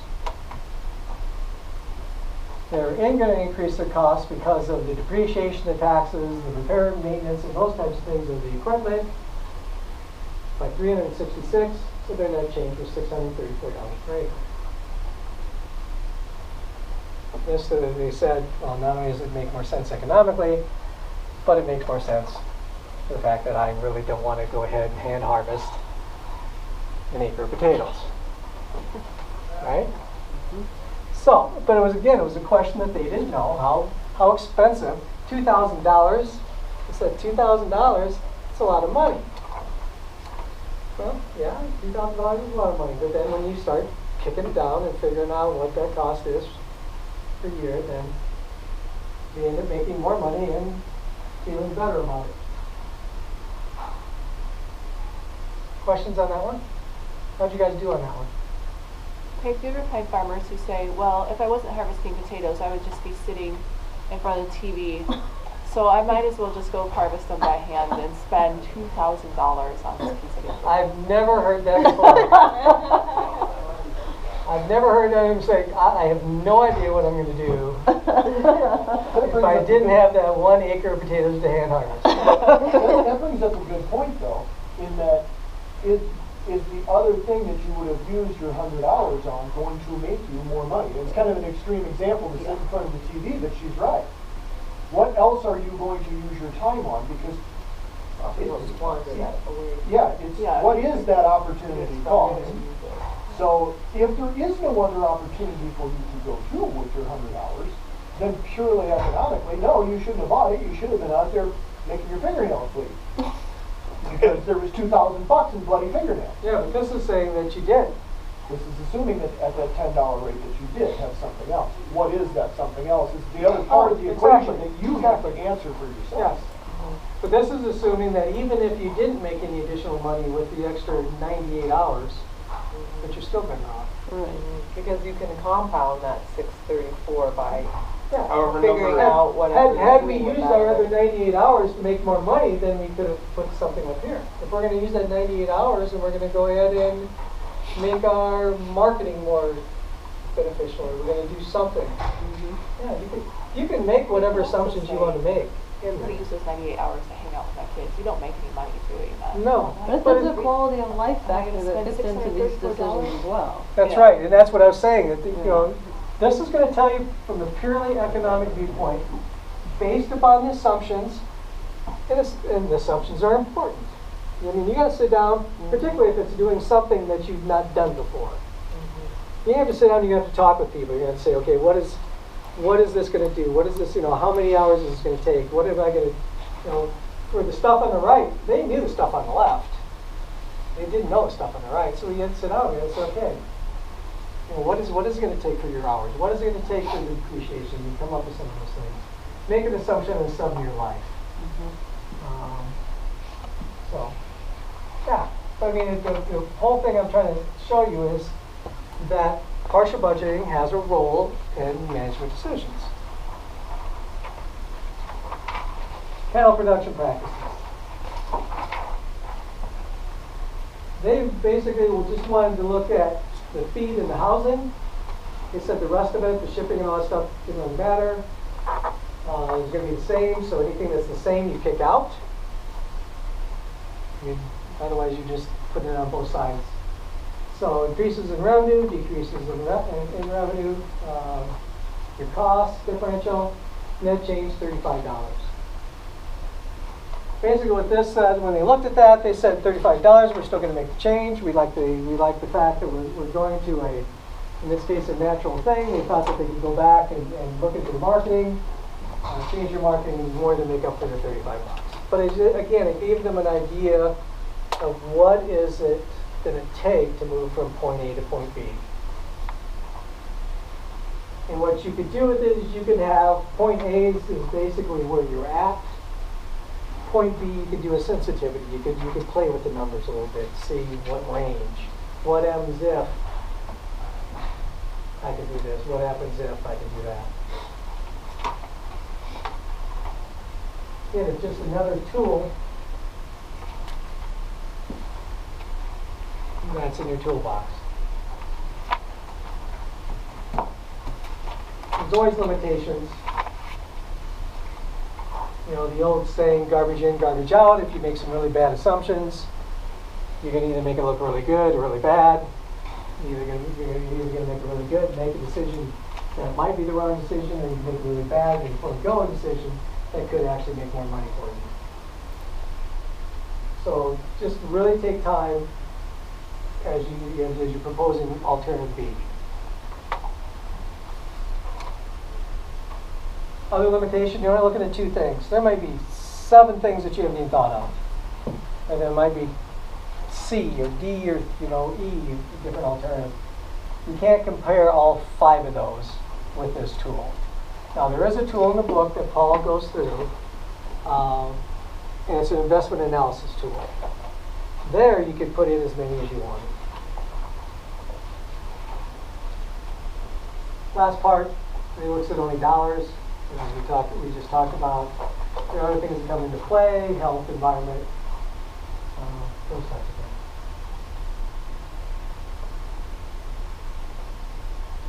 I know that was really quick on partial budgets, but I just wanted to introduce you to the tool. There's a section in the book that talks about in detail about partial budgets. Just a couple comments about the book. The book was made more as a reference material than a read from chapter 1 to chapter whatever it was, 22. So the whole idea is you get a question about a certain thing, you jump to that section.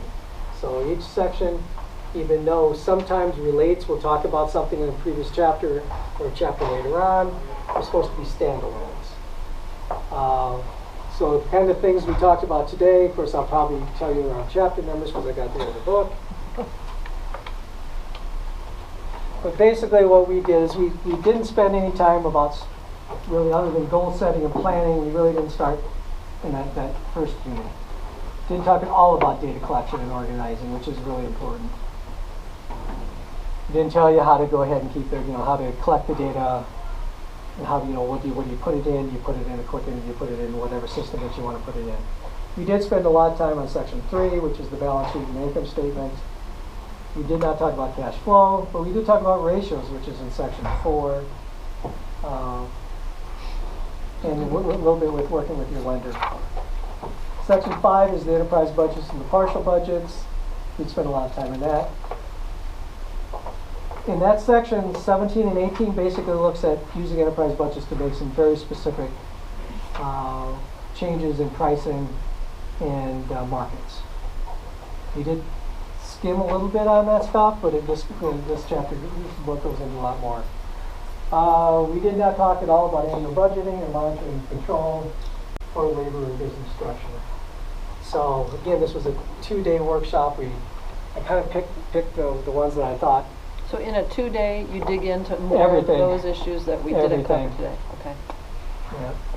We'd go through all 22 chapters. At this point, we'll just open it up for some questions, comments.